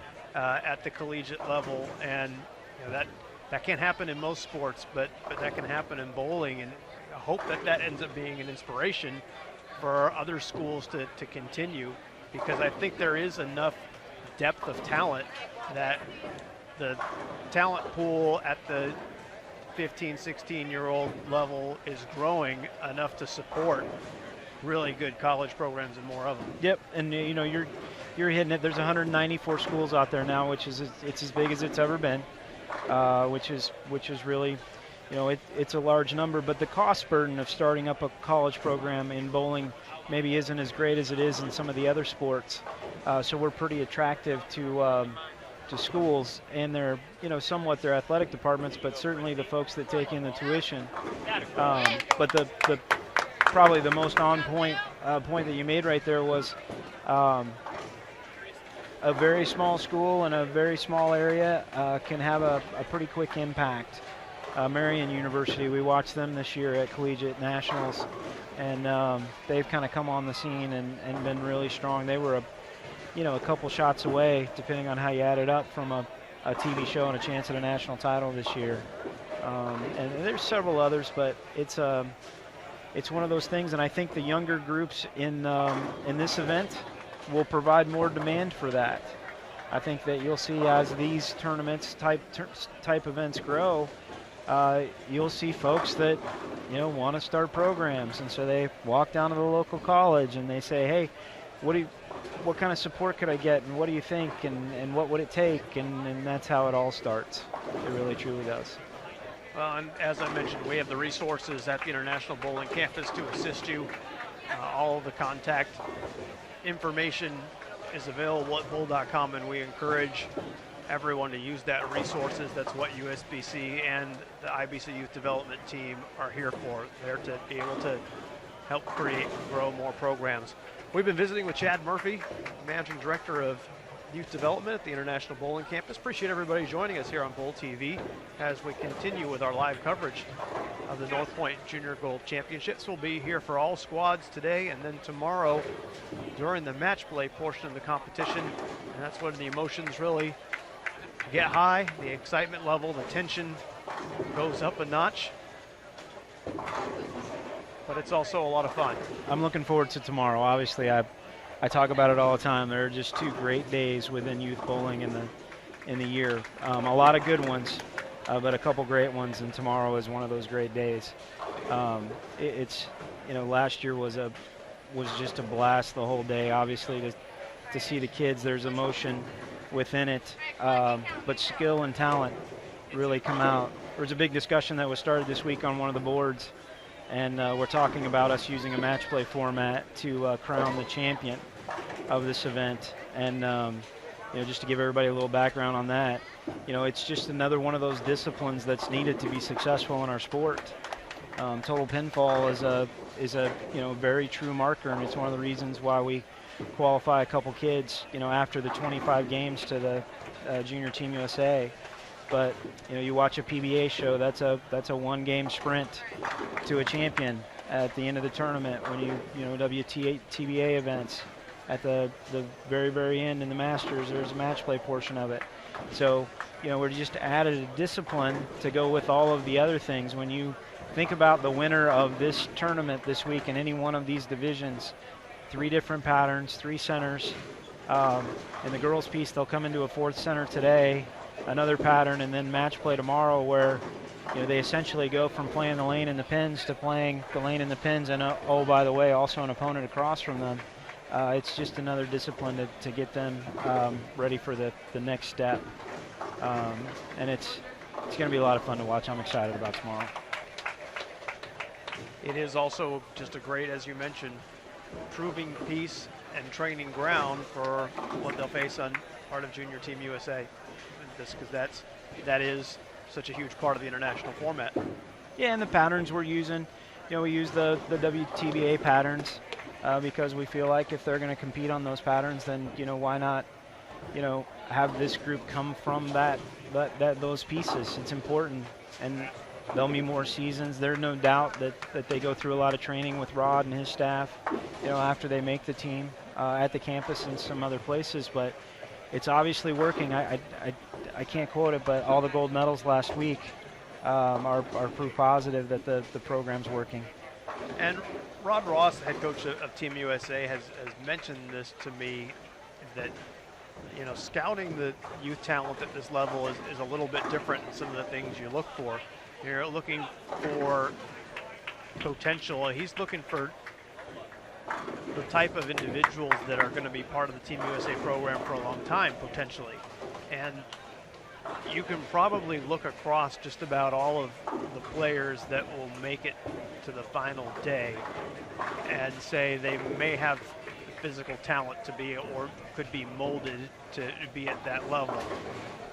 Do they all have the mental makeup? And I mean, you've seen this being a rep on tour, that where just about any of those players are going to have a great physical game. What's the difference between those that went on TV and those that don't? Yeah, there's a fine line between really, really good and greatness. And, the mental part of the game is a big part of really any sport, but this one even more so. These kids have so much more to think about today than when I was coming up and bowling youth leagues. You know, the patterns, the bowling balls. Yeah, you've got to be great from the back of the approach to the foul line, but the strategy that goes into attacking a certain lane condition from the foul line to the pin deck's a big part of it too. So being able to think clearly, to be able to execute that strategy is really important. You know, not going too fast, not going too slow, slowing the game down to the point where you're thinking about what needs to be done rather than, oh my gosh, what's going on here? And you know, I spent some time tour repping on the PBA Tour for a number of years, and I just really enjoyed that experience because I learned so much about bowling, certainly about some of the players, but so much about bowling through that process because there's a big piece of it. And there's no better proving ground, honestly, for these kids at this level than this tournament. I watched the kids on the short the other night, the 35-footer out at Rose Bowl, and it's just amazing because there's only a couple ways to play that pattern, but there's still a lot of uniqueness that goes into it. And then the medium and then the long, and there's just a lot that goes into it. Do you think, Chad, that the game has changed in that regard for maybe the parents compared to the kids that are out here today, with the game just being so much more of a front-to-back adjustment game as opposed to what it might have been prior to some of the technology changes? Yeah, I think it's changed dramatically. You know, that's one of those great conversations that a lot of folks have within our sport, whether we should go backwards or go forwards. And I'm a forwards guy. I mean, you think about all the things that go into a quality execution today. It's awesome to think about, and these kids are doing it, and they're thinking about it all the time. I sat the other night, and I was listening to a group of parents behind me. They were talking about pin up and pin down, and how to lay out the bowling ball for a pattern the next day, and I didn't know any of that until I was probably 25. So the fact that they're thinking about ways to be more successful increases the strategy within it, and I just think it's great. Well, if you're just joining us, we're live at the North Pointe Junior Gold Championships, visiting with Chad Murphy. I'm Jason Overstreet. Lucas is taking a break. We're glad to have you along here on Bowl TV, watching our U20 girls and U15 boys. Technology willing, we'll be here with you all day and have coverage tomorrow as well.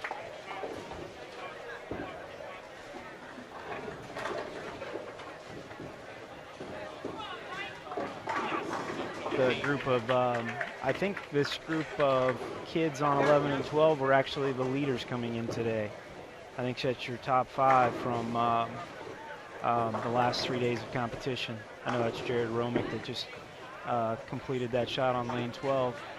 Cortez Schenk is going to be coming into your screen on the left, and he finished second last year, he right? had a great performance last year. Yeah, we thought he was going to finish it off. I watched him bowl a little bit yesterday. He's just a good talent. I also think it's interesting how these patterns kind of even out the righty-lefty portion of it. If you'll notice in watching some of this, there's a few lefties mixed in, salted in with the right-handers at the similar scoring paces. So that's another thing that our game has improved on over the years, I believe.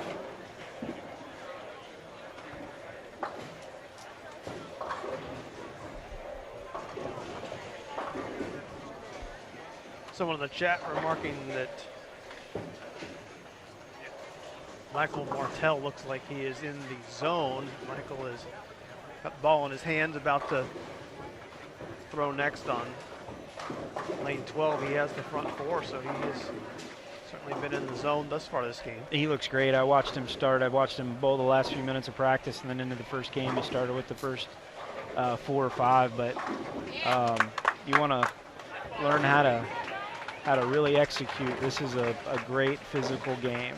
Nice push away, strong plant into a really strong finish, but his ball's rolling. You'll notice that ball rolling throughout the lane, a little bit on the side of it, but really rolling when he lays it down. He's not trying to get it to skid all the way to the back end, and I think that's where the modern game might be a little bit different. We're getting to needing to roll the ball a little bit more again, like it was a long time ago. Really nice looking high backswing. Yeah. Tremendous amount of power for a young man that may not be the tallest on the approach, but really generates a lot of power. Yeah, strength and power. This whole group of 5 right here, just really impressive. I was talking to the JJ from Midland yesterday, and they had a couple of kids at their camp from this pair that they're pretty enamored with.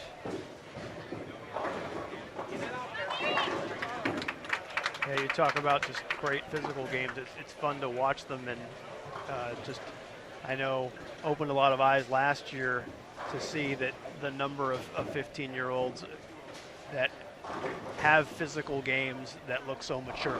Oh yeah, and you look at some of these kids and you go, wow, are they really 14 and 15 years old? I watched a little 12-year-old yesterday, hooking the whole lane, which while he might have thought the strategy a little bit differently, just the idea that he could do that is incredible. But they are, and they're further along, I think, even than folks would realize. This division grew. This U15 division grew. We thought when we launched it, we were hoping for a couple hundred kids in total, and last year I believe we had 326 between the two divisions, and we had over 500 kids qualify in the U15 division this year. So there's certainly a place for it. Another great shot. Stays perfect, really throwing just an impressive ball. He's got a nice little personality in there too. You can tell that he's focused and committed. Not jumping up and down, not running around, but just enough of intensity to follow it. Christy Draper here on our girls featured pair has been playing well this game. Had a split in the second, but otherwise she has been just right around the pocket. That time can't get the 10-pin out. Had a 3-bagger and 4 out of 5 strikes thus far. I think that's another thing that's just is really impressive that you see as you watch all of these players, is that their knowledge of how to approach the patterns. There's no doubt. And that's not something that comes easy, given that a lot of places it's difficult to get access regularly to practicing on sport patterns, and certainly not the variety that you have to find here at the Pointe Junior Gold Championships. Yep, I would also encourage everyone. There's no doubt that the access isn't there, but I will tell you these patterns are more available than they ever have been. Obviously, if you're a parent and you want to get your kids more seasons, go in and talk to your local proprietor or your local youth director about running a sport league. These patterns are out there today. I know Kegel's got a whole set of patterns, and the WTBA patterns, and of course the PBA patterns, and then everything that comes through our sport program. Brunswick's got a set of patterns on their website. So these patterns are downloadable and more accessible than they've ever been. Just got to get that proprietor to lay them down for you, and I think they'll be willing to do that if you've got a market there that'll support it. Well, Michael Martell, streak ended at 6. I think his reaction showed off his hand. He wasn't exactly where he wanted it in terms of target.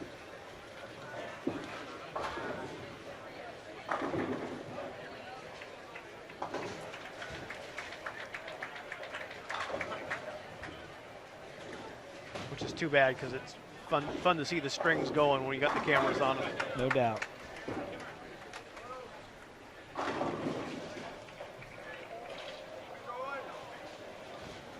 You touched upon it, just being proactive with your local center, though. I think that a lot of times the assumption is, and you been around the bowling business and bowling proprietor business side of things, assumption is that the customer wants strikes and wants it easier, and it's not until enough folks say, hey, I want more of a challenge, I want to be able to improve my game, that a good business person is going to meet the needs of the customer. A customer's got to make sure that he or she makes their needs known. Yeah, and it's as a somebody in the kind of marketing advertising background within bowling, I mean, there isn't anyone that doesn't want to serve the customer. And so if the customer's asking for, something on, one night or an afternoon, Saturday or Sunday for a sport type league, and are willing to put an effort together to do it, I don't think there's a proprietor in the country that wouldn't floor a league like that. So no doubt that's a piece of it. And everyone should feel comfortable. The bowling center, it's a place of community. I mean, it's where people gather to be social and do things. So communicating with your proprietor, I doubt that there's a kid at Junior Gold this week that didn't practice in a center somewhere coming into this event. And so that relationship with the proprietor and the folks in the center, the GMs, can certainly be a strong one. And they can become big advocates. I'm not sure, Jason, maybe you'll remember, but I know one of the junior team kids that won gold last week. He'd won gold, and about 10 minutes later, we got a note from Joe Laspina out on Long Island looking for an image so that they could do a big welcome party when he came back. So, they get excited about it too.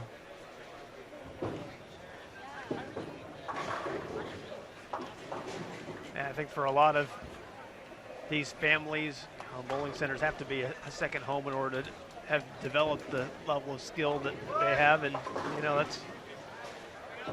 it means a lot when that success is brought back home for the group, and I think you're right that those engaged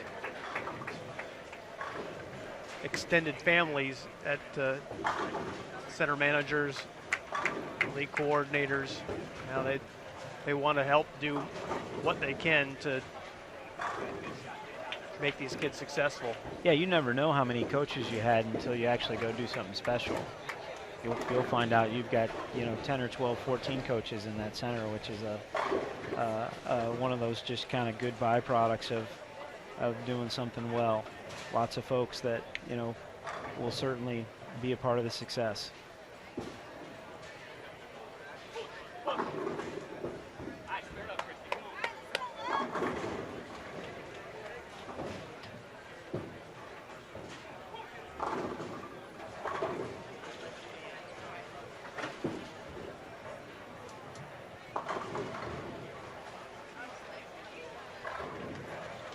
Jessica Lubbers in front of us has now 4 in a row. And a great shot. Throwing some really nice looking shots, only missed once. Front 2, and then had it open, followed up with 4 more.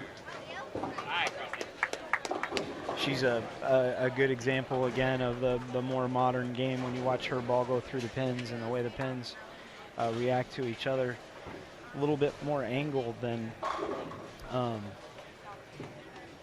a lot of the ladies of the past. You see a lot of these girls and ladies using a lot more rotation than we have in the past. Carolina Williams now. Got that one going a little bit left and was fortunate. Good timing on the Brooklyn strike. Comes for a double with that shot in the 7th. Miranda Singer on the right lane. She strikes in the 7th frame. This board right in front of me is a pretty good example of what it takes to bowl well at Junior Gold. Between the 3 on the right lane, we've got a couple splits, but all the spares have been converted, throwing a few strikes, and obviously there's a few splits there, but no missed spares. To get to this point in the tournament, one of the biggest tools is that spare ball, or the way that you attack those spares. I think the difference between someone that makes the finals at a Junior Gold versus someone that might just miss, the difference will probably be in just 2 or 3 spares, if not 1 a game. Get one, Christy.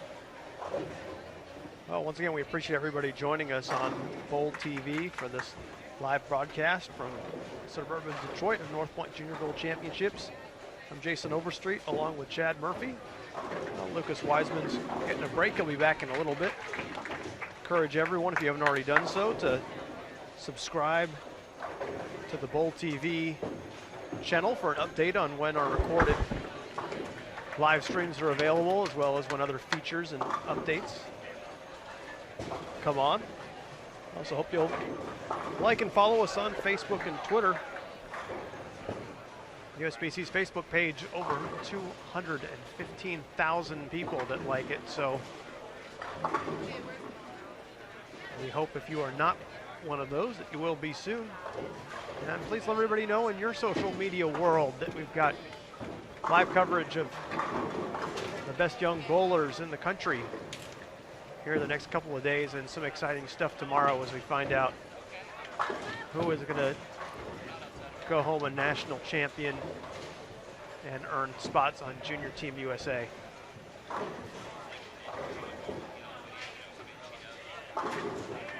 Great geographic representation here too. Kids from all over the country that have made this trip. Maybe we're expecting to enjoy a little bit of a cooler experience outside. It's been a little warm up here this week. We were kind of been making a joke.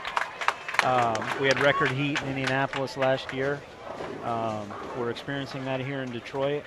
We're obviously we're just kidding, but we're thinking about taking the tournament to Buffalo in December and seeing if the folks there like the sunshine, because it seems to be following us around. But yeah, a little warm.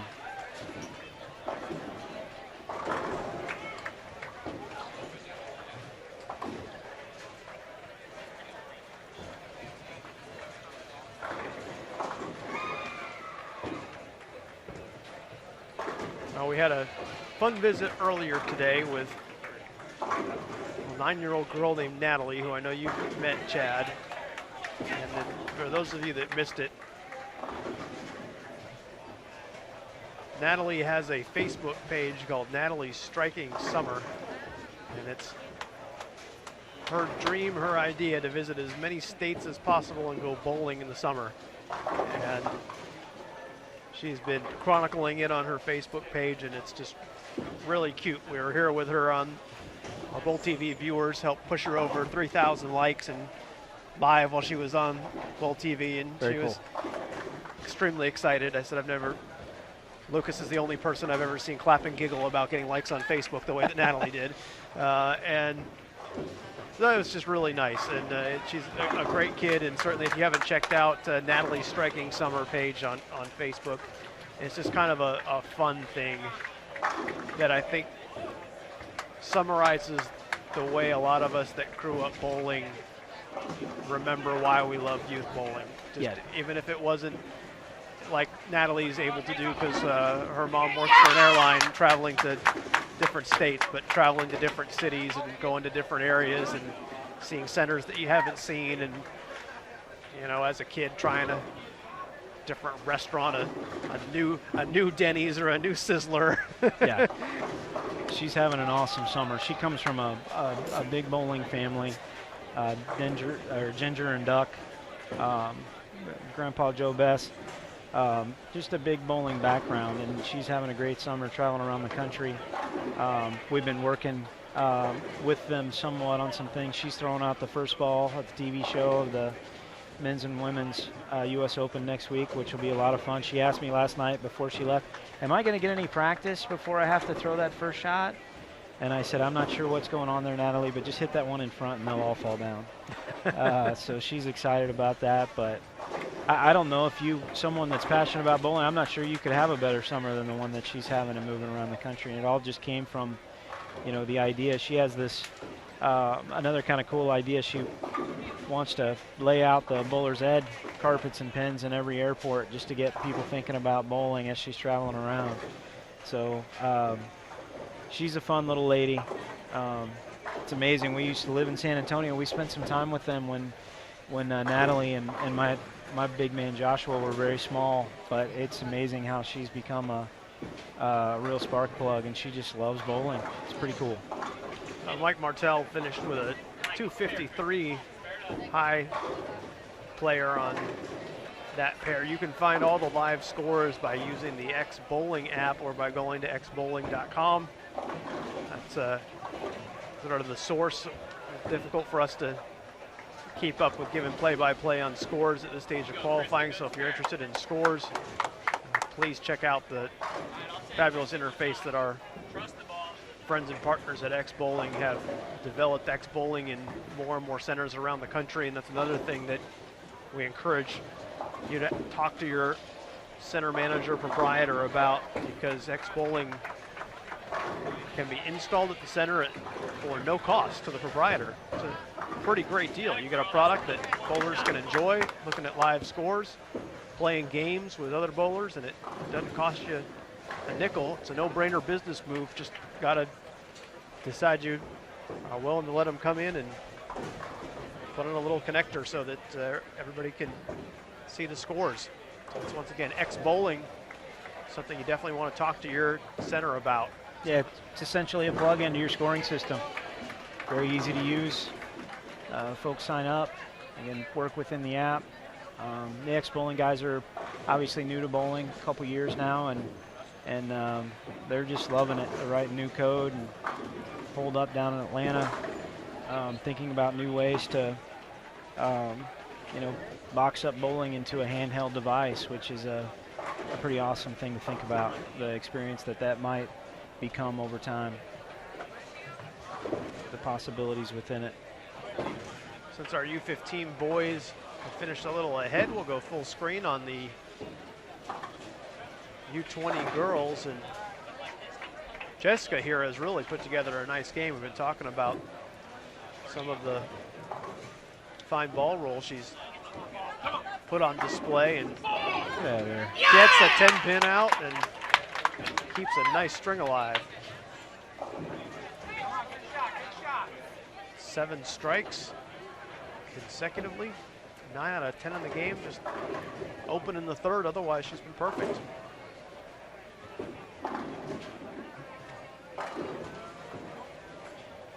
Good balance, strong finish. Ball naturally real clean.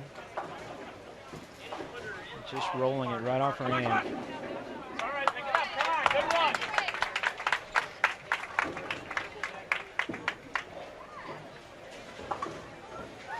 She'll be in the 250s, 255.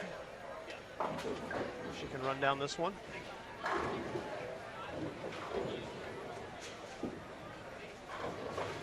Good game, Jeff.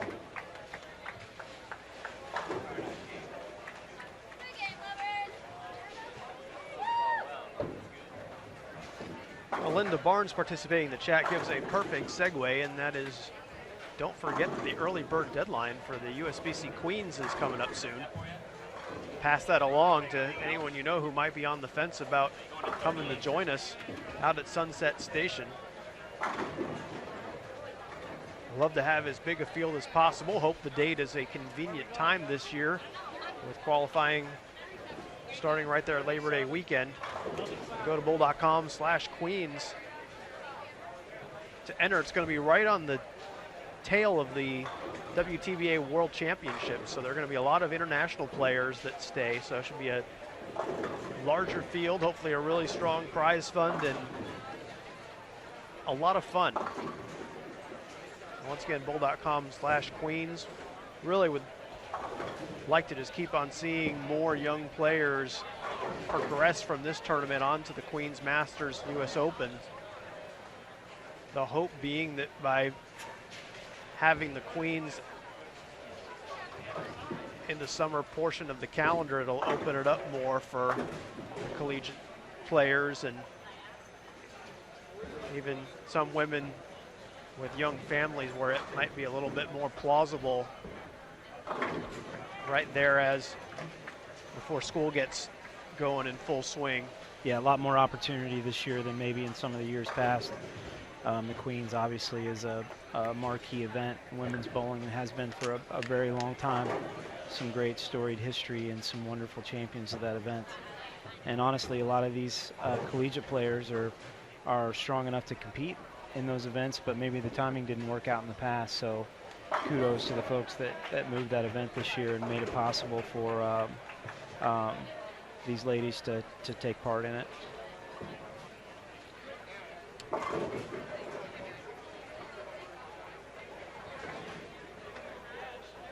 There's a lot of bowling going on this summer when you really think about it. Junior Gold this week, the 2 U.S. Opens next week. Got the World Games for a couple of the Team USA players, and then the WTVA World Championships in Queens. So I think Lucas is going to be home for about 3 days to do laundry. He loves it, though. And otherwise he'll be on the road, but he does love it, and we love having him away from the office, and so it's just kind of as a win-win situation for everyone. We're going to take a quick break on that note and listen to a quick word from our Yes Fund partners, but we will be right back.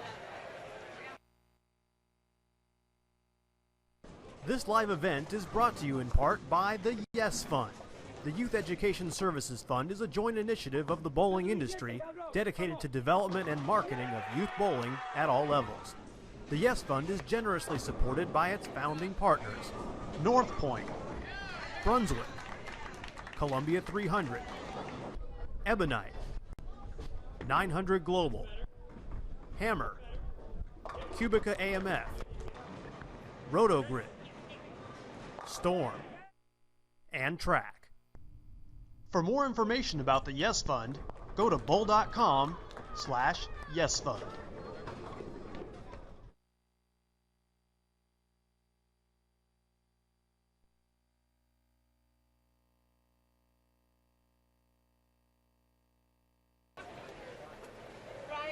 Welcome back to Sterling Heights, Michigan, suburban Detroit. I'm Jason Overstreet, along with Chad Murphy, bringing you live coverage of the North Point Junior Gold Championships. Lucas Wiseman will be back with us shortly. Appreciate everybody tuning in as we seek to crown national champions and award spots on Junior Team USA. This event moves to Buffalo next year, so for those of you in the Northeast, no excuse not to join us for this event and the USBC Youth Open Championships. Just one more reason to have a Junior Gold membership and run Junior Gold qualifiers here this upcoming year. Part of the country haven't visited for a little while, so it'll be a lot of fun. Buffalo's going to be a great venue for us. Of course, with the falls and some of the other things that the families can do on vacation when they come. But the centers are going to be good partners. We did a site visit here recently, and you know, one of our goals with this event is to, you know, kind of move it around the country, give everyone an opportunity to not go as far every year. And, you know, an example of that, just the last few years, we were in Las Vegas and then Indianapolis, Detroit this year, Buffalo next year. We've got a site visit, or excuse me, a RFP out for 15 right now. So we've got, if you're interested in having the Junior Gold event, give us a call, and we can get you some information on how to get involved. But, you know, just the small facts there, you know, we've really seen not most of the country, but certainly Western, Midwest, and we'll head east next year to kind of cover most of the country. And we think it's great because we can get lots of folks, lots more folks involved. And also, you know, there certainly is a cost to coming to Junior Gold for these families. And if we can ease that burden every few years, we feel like we should. I know that's something you look at very carefully, and that's trying to find, you know, geographic locations with, you know, some affordable hotels and good options, because ultimately this is all about getting kids to participate. No doubt. All right, Chad Murphy, Managing Director of Youth Development. Appreciate your spending time with us and talking about all the great things that are going on, and look forward to hearing from you again before we reach the championship matches tomorrow. All right, Jason, thanks for having me. Have fun. That'll give Lucas a chance to step back in for a little bit as well. Appreciate Chad sharing his thoughts as we're still waiting for our featured pairs to get started again. The Little delay we had earlier as it relates to the scoring system slowed things down some, as now the scores need to be manually entered.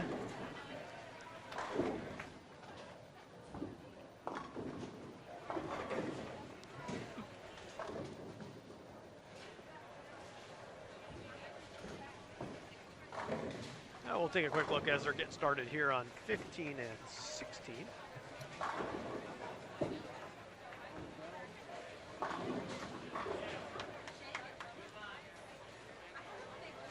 Backup Pitzer.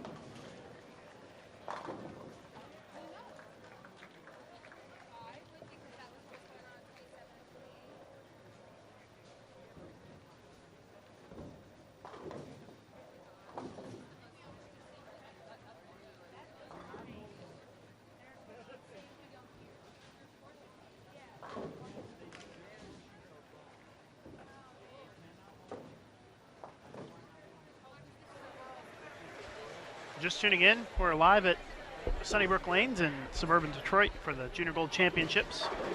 The North Point Junior Gold Championships presented by Track, Columbia 300, Ebonite, and Hammer. I'm Lucas Wiseman, back in the booth with Jason Overstreet. And to be honest with you, Jason, I don't even know what game we're in anymore. I think this is game 4, if I'm not mistaken. It's been kind of a blur, and that delay we had four. has made it more challenging. Yeah, I believe that they are going into game 4 here.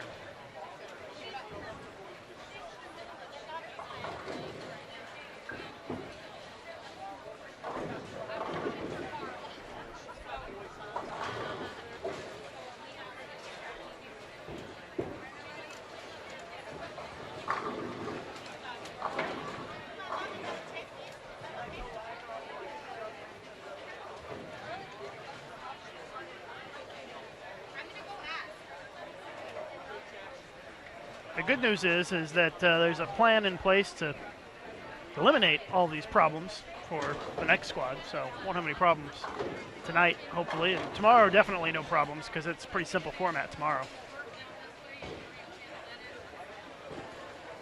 Yeah, a little bit of confusion here at who's coming into lane 13 and 14, which again has some boys' names and is a girls' pair, so. Yeah, they moved the wrong names over, but it looks like the girls definitely are supposed to be on that pair, so they're chatting about it.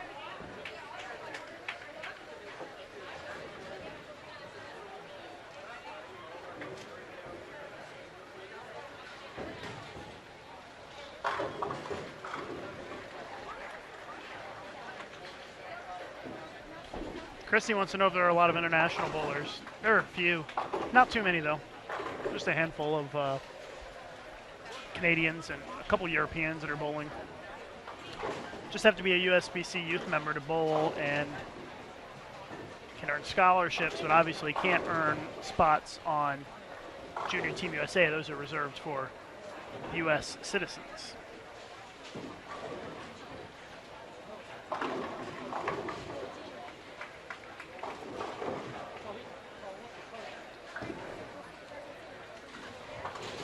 Problem with downtime is it leads to more heated political debates in the chat. I know, right?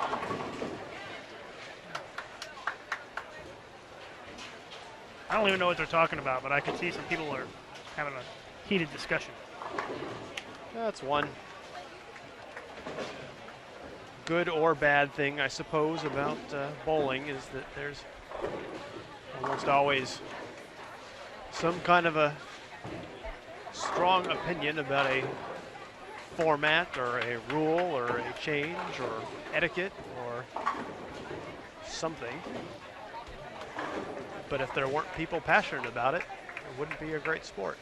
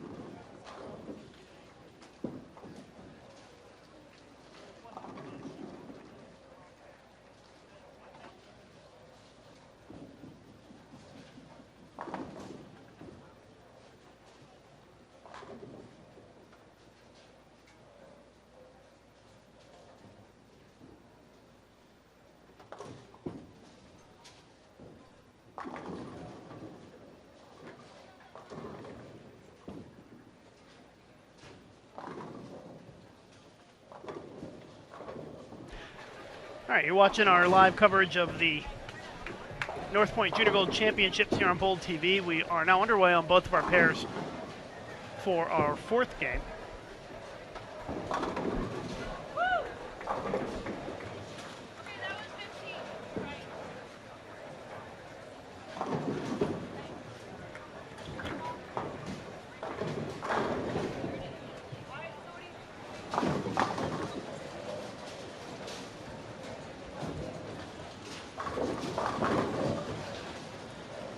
So yeah, we're in game four of 5. We've got just one more game to go after this one. We're just starting game 4. And the good news is that we have plenty of time built in the schedule so that we can get started on time at 7 p.m. with the 5th round, the final round of qualifying. So that'll be coming up tonight at 7 p.m. Not sure which divisions we're going to be able to show yet, but we'll show 2 of the 4 divisions. Probably one U15, one U20 division would be my guess. is what we'll be able to show tonight.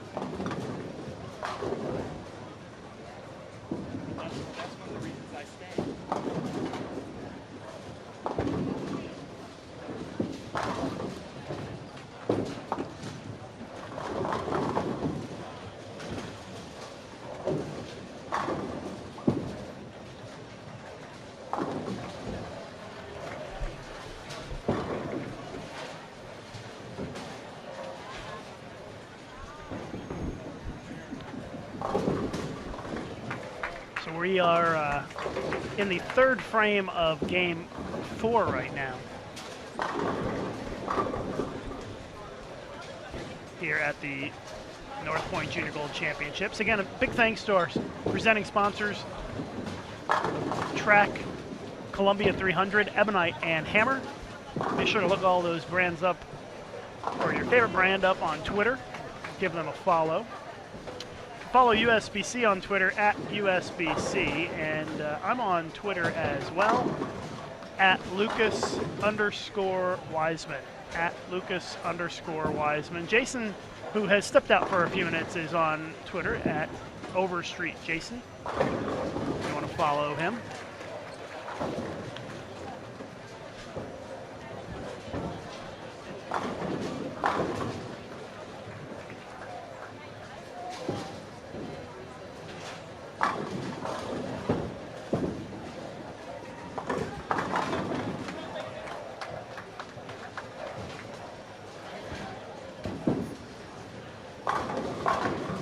See some folks asking about the current standings, and given the technical issues they're having here, I would not expect to see standings for just a little bit. Maybe not till after this squad ends before we get any standings. But we'll keep you posted if we hear differently here.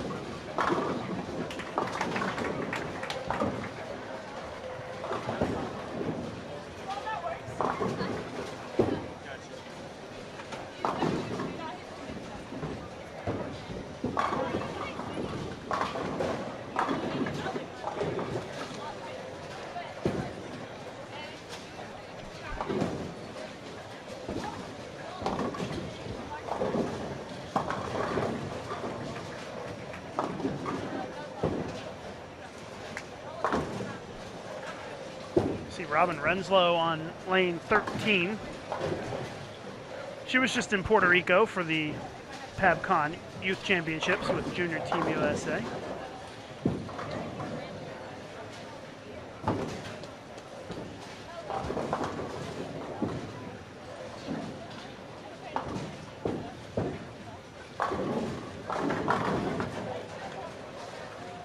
Robin, of course, the defending U20 girls champion, trying to go back to back.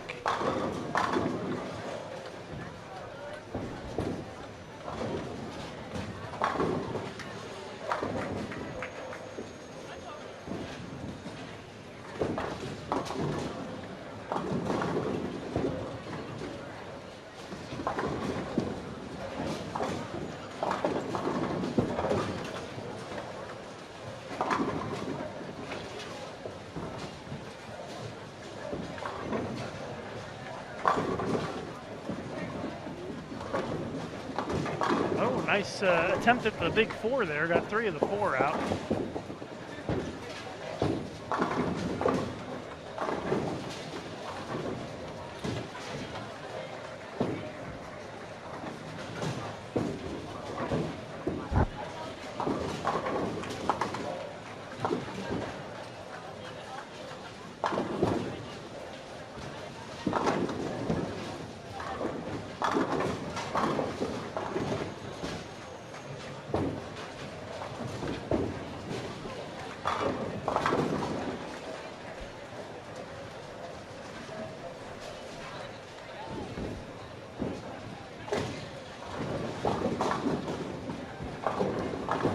Good thing some of them have names on the back of their shirts because they're bowling under the wrong names on the scoreboards. They've got the guys' names up there.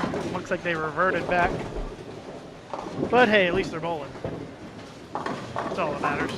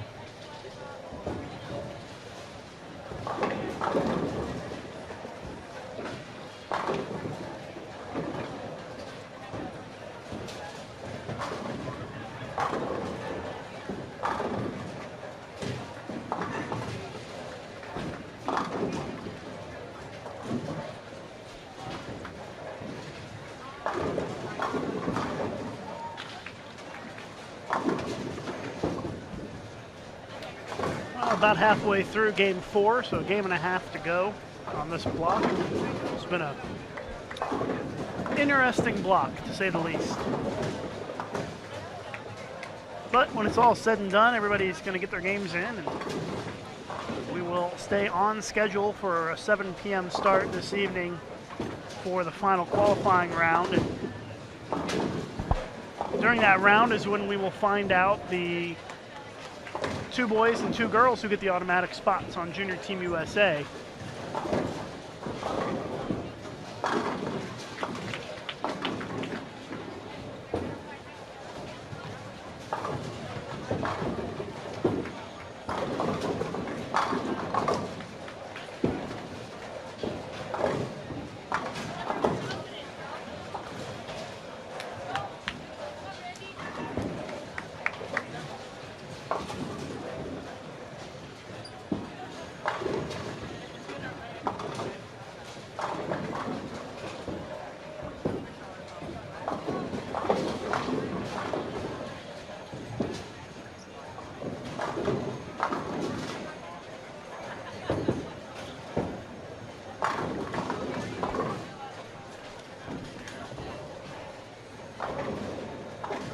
Robin Renslow on the right side of your screen here. Good shot. Oh, it never hooked. I should say it hooked, but it never hooked enough. Leaves the bucket.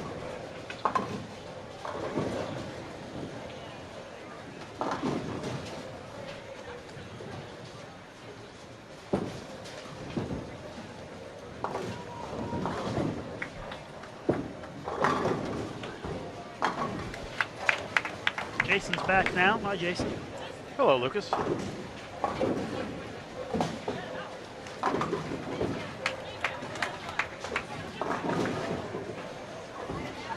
Looking to go see if I can round up some guests to visit with us, but it's so crowded it's hard to wade through the crowd to see who's here and who's not.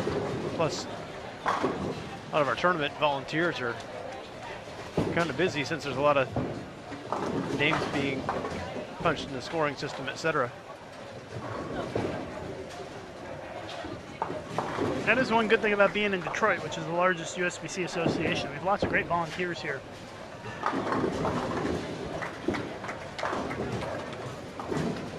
Absolutely, it's been a fantastic team effort.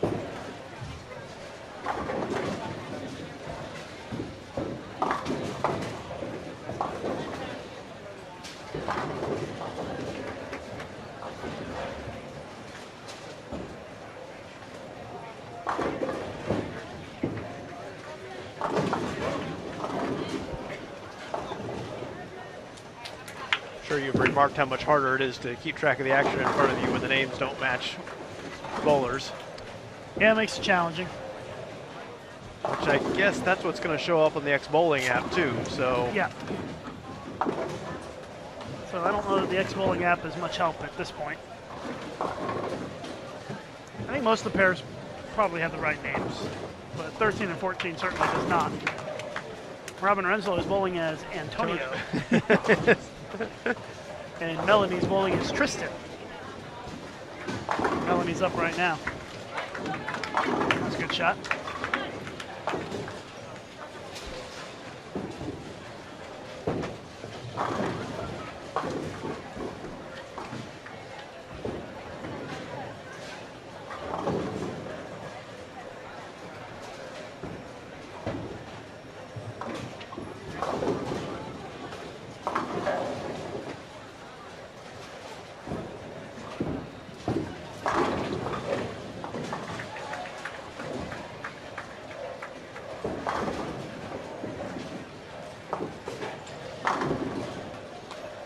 Say for future junior gold competitors, Bowl TV is a big fan of name shirts with big letters. Makes it much easier to see who's doing what from a distance.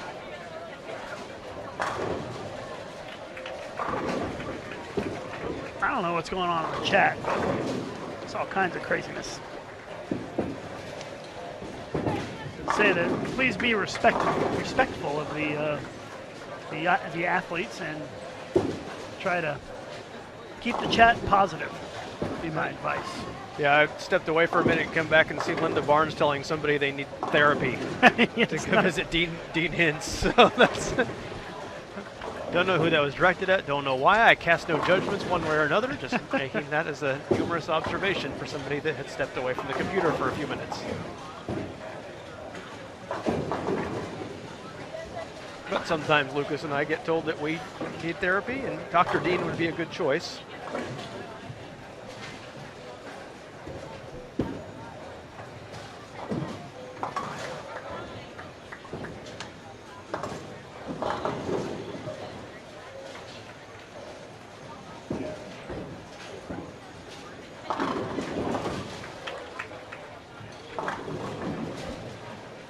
Definitely a challenging block for these players, dealing with some of the issues with the scoring system and the heat in the bowling center. It was very cool here in the bowling center earlier today. This morning it was, and I think all these people showed up to watch. And I looked at my phone. At 93 was the last thing I saw for outside temps outside, which is started heating up outside, and we started getting a whole bunch of people in the bowling center. And when that happens, it's a bad combination with a lot of humidity, and so that. So the proprietor here is really pulling out all the stops to try to mitigate it too. They have huge fans in some of the areas that connect with smaller rooms or adjacent to the lanes to try to get the circulation flowing in some of the cool area. And so it's just It's hard to bowl though when you're sweating. A lot of bowlers have fans, but it's hard to stay cool and focus on your bowling when you're thinking about how warm it is. But it's just one of those things. It's unusually hot here in the Detroit area this week, and that just can't really do anything about that. Can't control it. unusual to have wall-to-wall people in Yeah, exactly. in the facility. Wall-to-wall people and all of the pin setters running.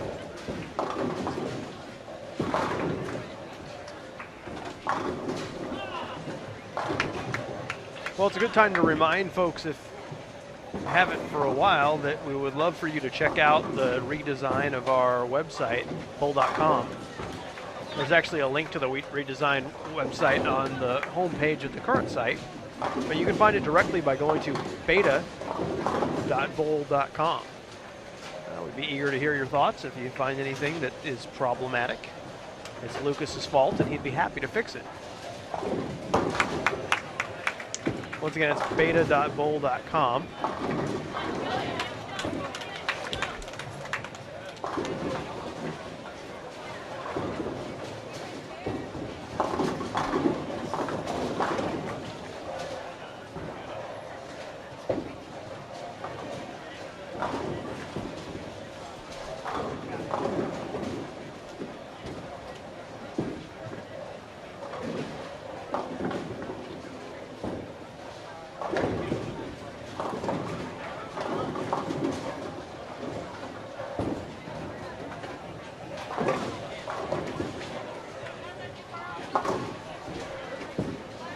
Yeah, I'd be curious to see what people think about the new site. So far, so good. Yeah, it's got a nice way to be able to present these live streaming events with the event playing right there on the home page. Yeah, you have to actually click the play button. We had to take off the autoplay. It was causing an issue, but our folks back at the office are looking at that, see what we can do with it, make a determination.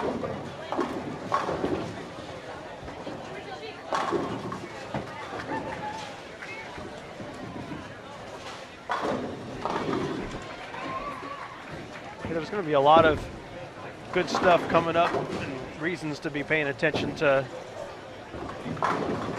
bowl.com and Bowl TV. Of course, the joint men's, women's, and senior women's U.S. Open coming up in Columbus. There have been a few entry spots still available for that too, if folks had wanted to make a last moment late date decision to go and participate in Columbus. It's going to be a lot of fun because at the end of that event, with the men and the women bowling concurrently, there'll be a Battle of the Sexes championship match. That's going to be part of the live telecast. We are looking forward to that for sure.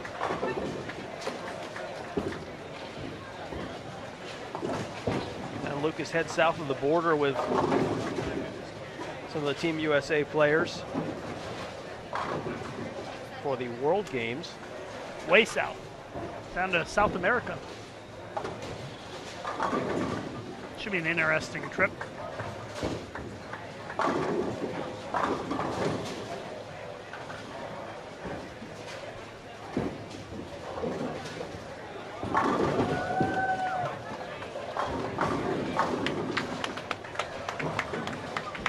And then the WTBA World Championships coming up in August, and that is going to be really fun as Team USA looks to defend team gold in both the men's and women's divisions on home soil. It's going to be really exciting. We're going to have live coverage. We're going to have daily video updates. And we'll just take you inside all of the action there at the World Championships. That's coming up at the end of August and then the Queens right thereafter. So a fun summer for competitive bowling.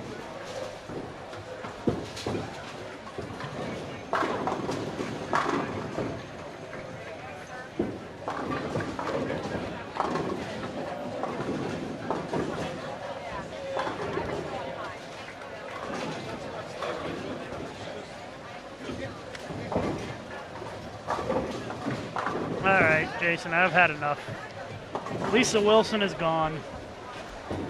I can't take it anymore. So everybody can cheer in the chat now. The shackles have been released from us. Now we can continue on with positive conversation about the tournament. We appreciate opinions, and certainly you're welcome to criticize USBC, but at some point, sometimes it becomes topics in the chat distract away from Yeah. what we're here for. And what we're here for is the kids. We are here That's to right. focus on the North Point Junior Gold Championship and the great kids that we see bowling. And if someone in the chat does not allow or detracts too much from that focus, there is a proper time and place for debates, and sometimes the Bowl TV chat just isn't in place. So nothing personal, just sometimes you got to make a judgment call what's best for the group. Well, I'm glad that everybody's excited about that. It's the most excitement we've had all day in the chat. Another question about our first college event we're going to live stream this season. We don't know yet. It's only it's July, and college bowling doesn't start until September, October, so we got some time to figure that out. I did ask everybody what their highest series was in the chat, and a lot of folks have answered that. Jason, what's your highest series that you've ever bowled? I think I bowled it with you in the ITRC League a couple of years ago. 740 something. Oh, okay. Pretty good. I should know. It wasn't good enough to be award caliber, Award-winning. and it wasn't in a meaningful competition. Whenever I'm the one that needs to visit Dr. Dean. Whenever it's meaningful competition, I crumble. And mine is 794 in the Wisconsin State Tournament. In fact, probably the best tournament condition I've bowled in lately was a couple of years ago at Chris and Linda's JDRF fundraiser in Louisville. I took home a slip and slide and all kinds of really cool things for my kids. Every time I got a red head pin, I was striking up like crazy. But enough about my bowling. Anytime it deteriorates into talking about your bowling or my bowling, especially bad, mine, huh? it ends up being not too good. I do really like talking about my 14-year-old California State Championship with a ton of handicap that I got, but just about my claim to fame.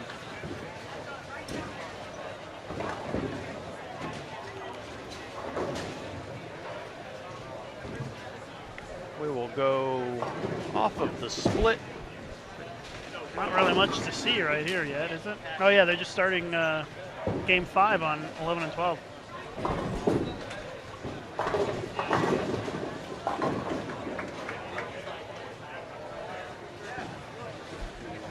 Go wide on the U15s.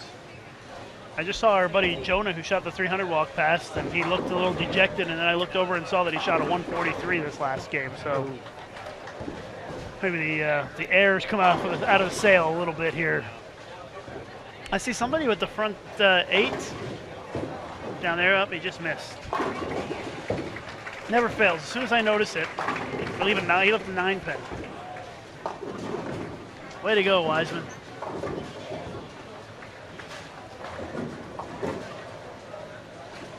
Someone asking if it's a two-handed backup bowler. There is a two-handed backup bowler in the field. I don't know if... I think I saw him down He's to down our there? right. Okay. There's a two-handed bowler on this pair right now, but there's so many bowlers in the field that it's hard for me to keep track of them all. I hear screaming from somewhere. I don't know why we have screaming.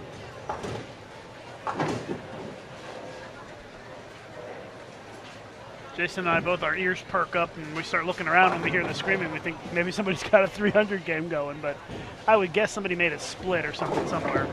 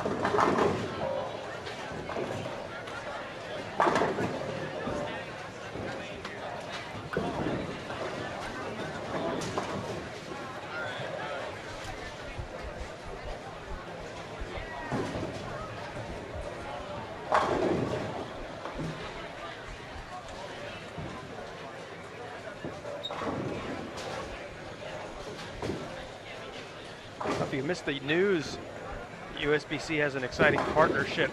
Oh, there he is. Two-handed backup bowler on 11. Yep, that's Matthew Stevens, it looks like. Sorry, I didn't mean to interrupt no. you. I'm glad you did. I always rather talk about bowling than talk about something different than the action in front of us. That's pretty cool. You don't see that too often. No, we'll take a more careful look at his style. It's fun to see kids having success at a high level, doing things in a different way. So next time he comes up, we'll take a closer look. Maybe we can do a replay of it too. Absolutely. See what it looks like in slow-mo. I was saying we have an exciting partnership with Las Vegas and South Pointe Hotel and Casino, the construction of a new bowling arena that'll be ready for competition for USBC events in 2016 with the USBC Women's Championship headed there. So we'll have the fabulous National Bowling Stadium in Reno and then another arena in Las Vegas, a couple of great venues out west to be able to visit. If you haven't been a part of the Open or Women's Championships, you're really missing out on the best experience in bowling.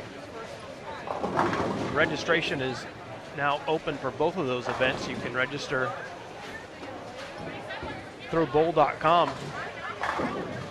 Women's Championship going to 4-person teams, and I would really love to see folks that haven't experienced that go out and give it a try. Custom arena in the convention center out in Reno. It really is a lot of fun. Once again, you can visit bowl.com for more information or to reserve your spot.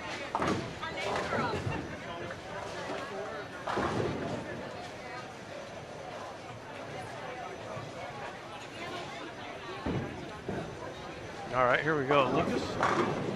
Yeah, let's take a look at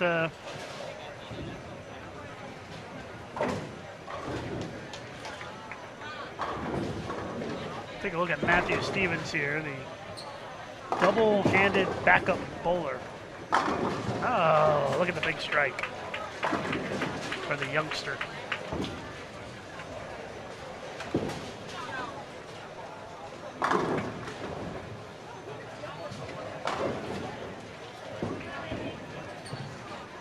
As promised, always fun to look at different styles in slow motion. So here is a replay of that style. See? There it goes. Back it up, Jason. Let's take a look at it again. Okay, you can go backwards. Let's see, really slow, and yeah, it just kind of rotates it backwards. A little awkward, but gets the job done, it looks like. Yep. Proof is in the pin count.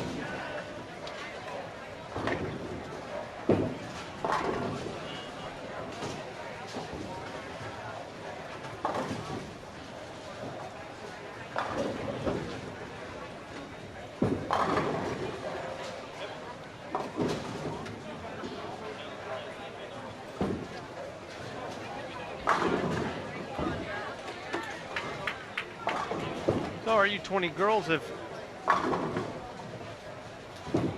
started things up again. Looks like they're just going to bowl under the boys' names again. Much to our chagrin.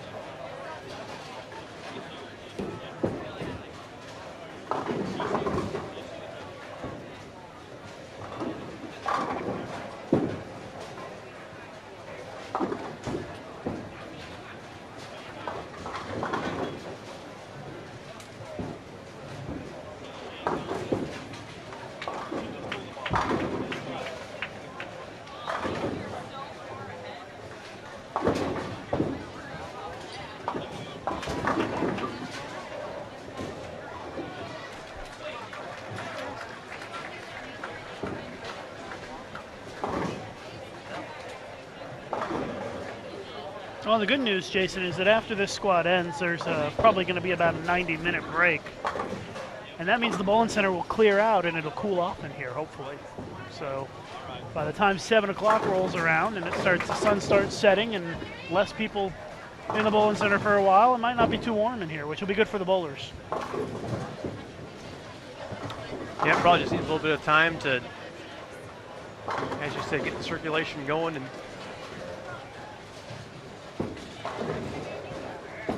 in that banquet room out that direction, it's really nice and cool, so it really is just men are getting just a lot of folks in a tight place. And yeah, if you go back in the tournament office, it's nice and cool in there too. It's a little bit warm, but it's not warm enough to where it should affect play.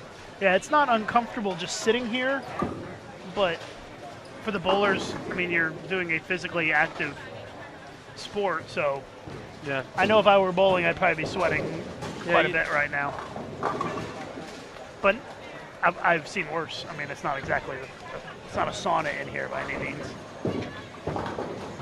Yeah, you certainly want to have whatever your accessory of choice is to keep your hand from getting too moist available, but you can definitely tell the air conditioning is working because you can feel it. So that's a positive. It's funny, temperatures in competition, having been to several of them where it's been the reverse problem, that air conditioning has been so cold that it's literally affected the players. Remember, it happens a lot in Vegas. Sometimes controversy on whether or not players can wear jackets or I guess that was only an international question of whether or not a player could wear a jacket covering their number or something of that nature. I think that was in Hong Kong, if I'm not mistaken. Yeah, it was pretty cold there in the bowling center.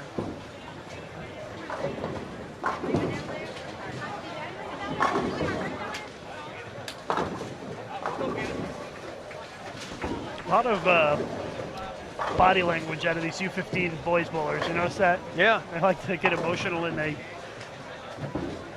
into it out there.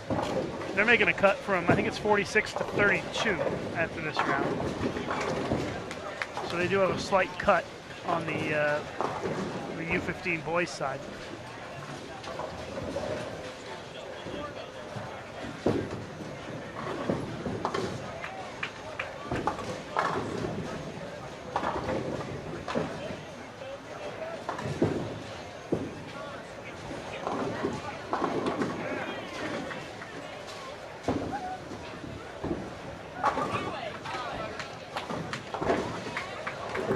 Someone asking in the chat if the names in the X Bowling app are incorrect. It can depend on your lanes. I don't know, is it just 13 and 14 that's off? Is the rest of the center right? I have no idea.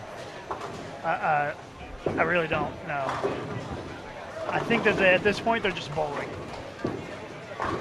It looks like most of the rest of the Well, because lanes within our are right. our site Yeah. are correct. They're just for whatever reason. Well, it looks like they put the right names in on 13 and 14 now. Okay, now they're corrected. I think that's just a matter of they're fixing them as they get to them. I think the answer to the question is that because a switch was made to have them entered manually, that it may not be consistent across all the lanes. So some may only have first names, some have first and last, and so that's something hopefully that will get corrected next squad.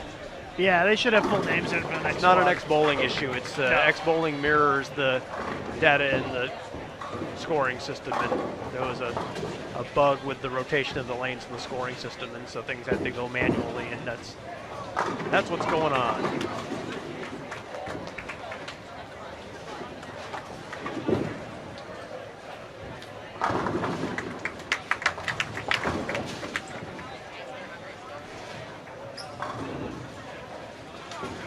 Well, once again, Lucas and I will be here in some combination all day today and tomorrow as we take you home towards the national championship.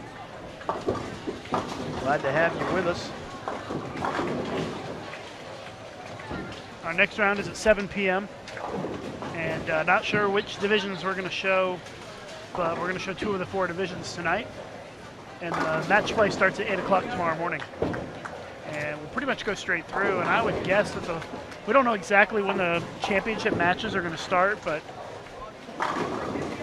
I would say somewhere between 4:30 and 5:30 would be a good guess. It just depends on how quickly they bowl each round, because they'll just kind of keep going with a 5 or 10 minute break between rounds, and there's no really no set time to start each round tomorrow.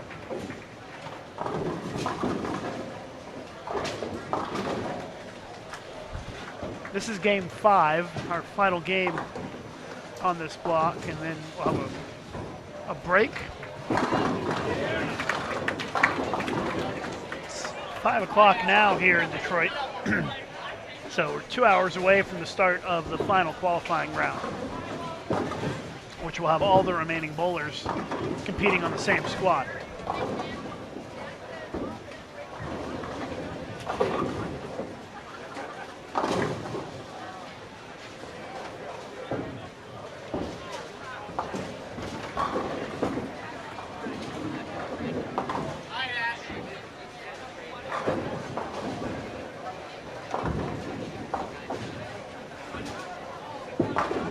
Well, Jason, you're up to 48 followers. You started the day at 30, I think. Pretty exciting stuff. That is pretty exciting. Pretty soon you're going to have more followers than tweets. You're getting close. 52 tweets, 48 followers. Jason just rolls his eyes when I talk about his Twitter. You don't want a bunch of followers because then you'll have to keep up with it. The irony is that I write speeches for others professionally, but I need somebody else to write my Twitter feeds.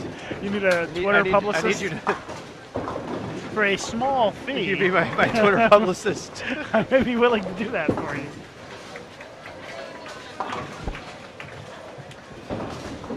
Chris asking if they just started game 5. We're almost halfway through game 5 now. They're in the 7th frame on 11 and 12, and finishing up the 4th frame on 13 and 14. I feel like I'm far too young to be playing the old guy in this technology shtick that we have on Bull TV, Lucas.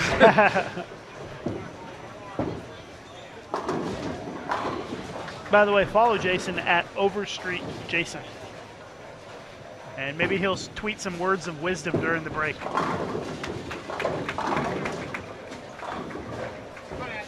And I promise it won't be about Northwestern football.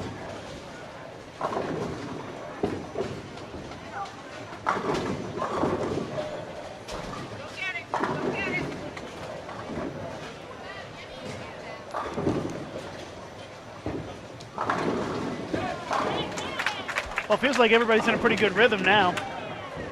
They're they're all starting to bowl pretty quick and plowing through this game.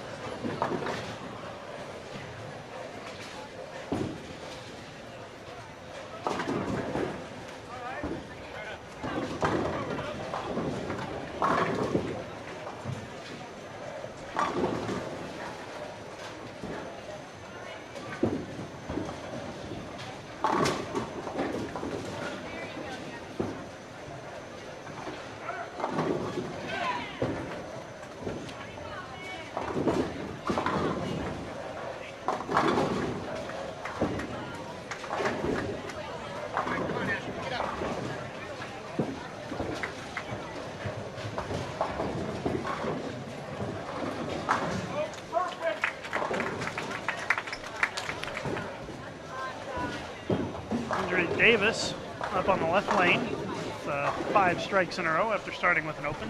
I had to think for a second to make sure that the name was right.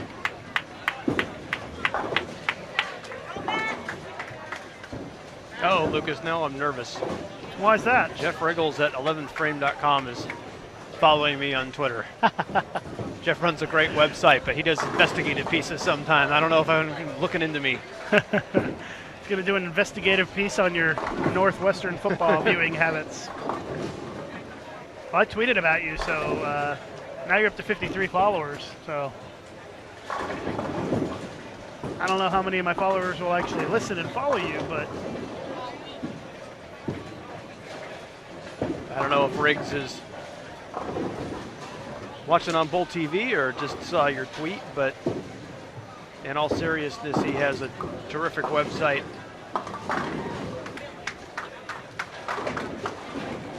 Yeah, Riggs is pretty proficient in the Twitterverse, so I don't think he's watching today. He might be, but it's 11thframe.com, and definitely one if you're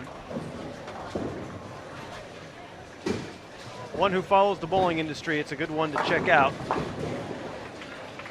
Tells it like it is. Sometimes he says things that are tough to hear, but it's usually fair and certainly pays attention. No, Jason, you just went big time. Ebonite started following you. Wow. One of our sponsors. Ebonite, pretty active on Twitter. Follow me as well. Been tweeting back and forth with them occasionally.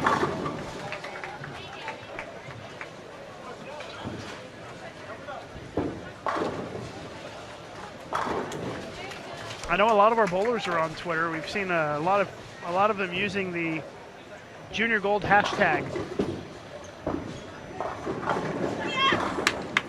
Well, I know several of you have been enjoying watching Matthew Stevens with his unusual style, generating power with a two-handed delivery, kind of back up. Doing pretty good, side too. of the lane, and put together a nice game. Going to go plus this game. I know I wouldn't want to bowl against him. Looks tough.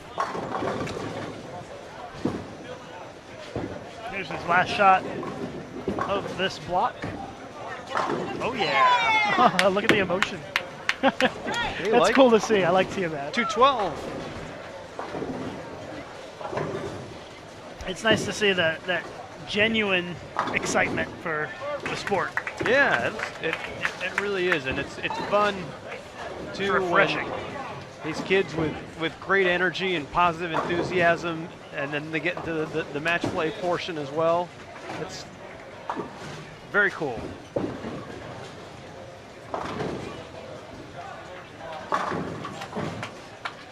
Chad was saying it earlier today, and I really agree that last day of junior gold is kind of like that last day of ITC. They're just 2 days that you really look forward to. It's just a lot of fun. There are certain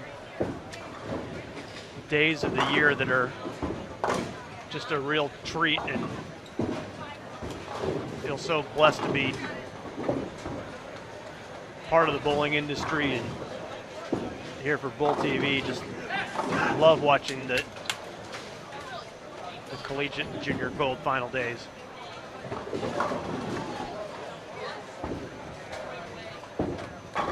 Hopefully we'll have some good matches tomorrow. Usually you have only 2 games. Matches tend to be pretty tight, so have to see if we've got some good matches on tap for us tomorrow. Had some good ones last year, so looking forward to it. Chrissy says she's never seen a two-handed young lady bowler. I have seen some two-handed women who bowl. There was a girl from Russia who was a two-handed bowler who bowled the World Cup one year, I believe. And then Jamie Foster, who bowled, I want to say at, I don't want to say because I can't remember what college she bowled at. But she's two-handed. I haven't seen her in a while, though. I think she's still around, though. She's still bowling.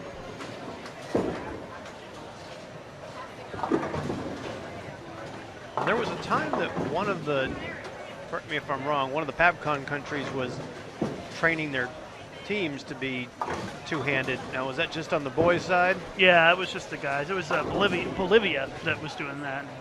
I think that they kind of gave up on that idea. I haven't seen them in a while. I don't know what they're up to these days.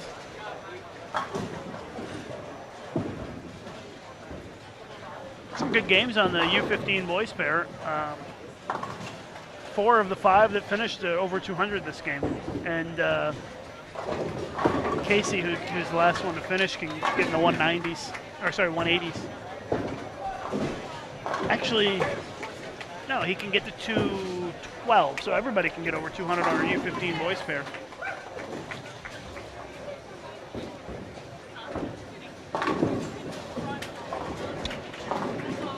And yes, Pikeville is where Jamie Foster bowled. I wanted to say Pikeville, but I didn't want to get it wrong. And there was a backup bowler who won the junior gold. That was Adam Martinez. Yes, our next round starts at 7 p.m. Eastern Time, about an hour and 45 minutes or so.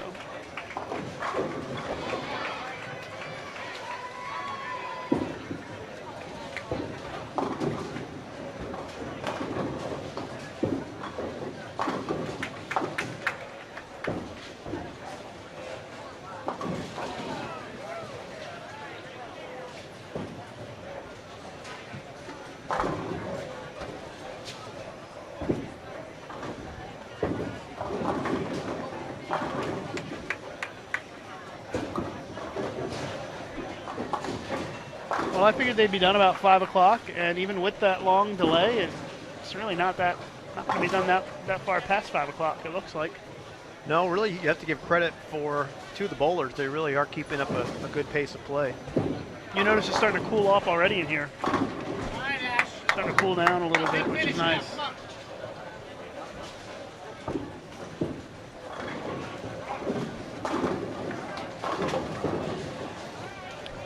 Got 2 frames to go here on our featured pair. That's the last shot on the U15 boys side, so we'll go to the full screen for our girls pair.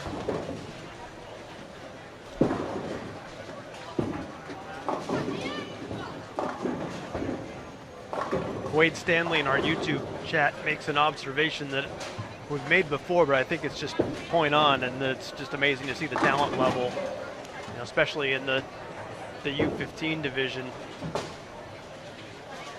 Really is a lot of ability and just some impressive skill. Nice spare conversion there.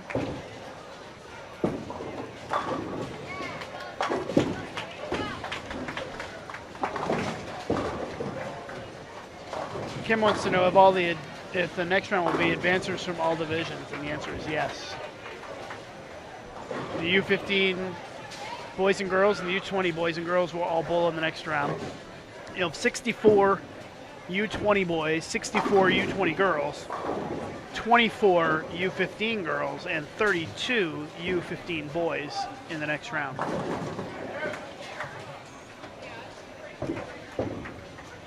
Hunter in the chat says he can't wait for team trials in January, and that's something we haven't talked about. That's the other way to earn your way onto Junior Team USA is via USBC team trials. Will be held in Las Vegas in January. Yep, Team USA spots and Junior Team USA spots available. It's going to be at the Orleans, which is a change of pace from the last few years. And the online registration is open. bowl.com/Team USA trials. We do expect to sell out, at least in the men's division. So if you want to make sure you get a spot, you should enter early, because it has sold out the last couple years. It's really become a very popular event, especially for young players, collegiate players, and recently out of college. Terrific level of competition, and also just a really good time right there before classes really get going full swing. Chance, if you live in the cold weather climate, to go somewhere a little bit warmer. Las Vegas, somewhere that can be fun if you're not bowling well. It's a great time. And Lucas. I love Vegas. It's one of my favorite cities in the whole world. Lucas spends a a little bit more time in Las Vegas than most.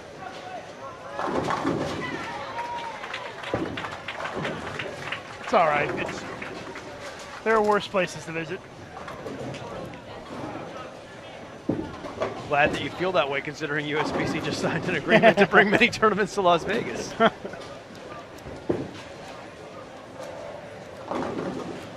Put it this way, Las Vegas is a great place to visit for a vacation or a bowling, vacation trip, but when you work there so many days out of the year, just like any city, it gets repetitive after a while. Yeah, I think that's probably true. It can be a little different experience for work for a long time. Mr. 300 wants to know how many leagues I bowl in and what bowling balls do I throw. Well, the number of leagues that I bowl in is 0 because it's summertime and I don't bowl in the summer. But usually I bowl once a week. Just to give you an idea of Lucas's schedule, if he was bowling in a league, he wouldn't be a very good teammate. Because I don't show up very often. All of the travel, all the events that are going on in terms of high-level competition and Team USA events in the summer, that he's on the road. So just sticking up for you there for it's hard committing to something in the summer. But I would like to bowl more games, but it's hard to, even during the fall and winter, it's hard to get enough games. And he wants to know what kind of bowling balls I throw.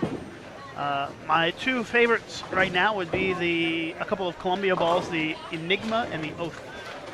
I threw those at the Open Championships. Did pretty good, too. I won the USBC media team title this year, I believe, beating Jason Overstreet and Matt Cannizzaro, and Aaron Smith, which is not exactly a major accomplishment, but hey, it's better than not winning. Take your titles where you can get them. That's right. At least I won something.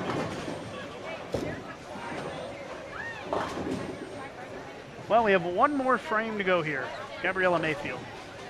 And then Jason and I get to take a little break and gear up for the 7 o'clock squad. Tonight's squad will try and find some guests to bring on to chat about various topics. Mix it up a little bit. I know that most of you are here for the bowling, and the banter that Lucas and I provide is not the reason that you come, but try and keep it interesting as best we can. Should Nice wrap run the, at it. Yeah, wrap Yep. the 2 around the 10 for the open for 2:02 for Gabriella Mayfield.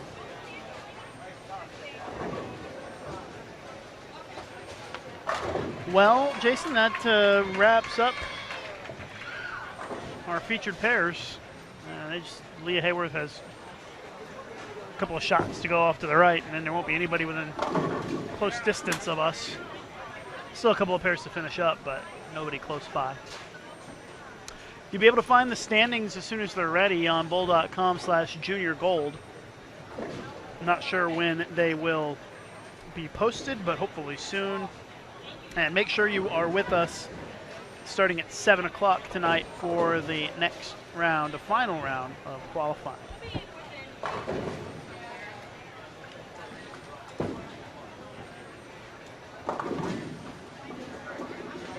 As we take a break, I'd like to once again thank our sponsors and also all the brands of the Yes Fund for helping support this event and many youth programs conducted by the International Bowling Congress, or excuse me, International Bowling Campus Youth Development Programs.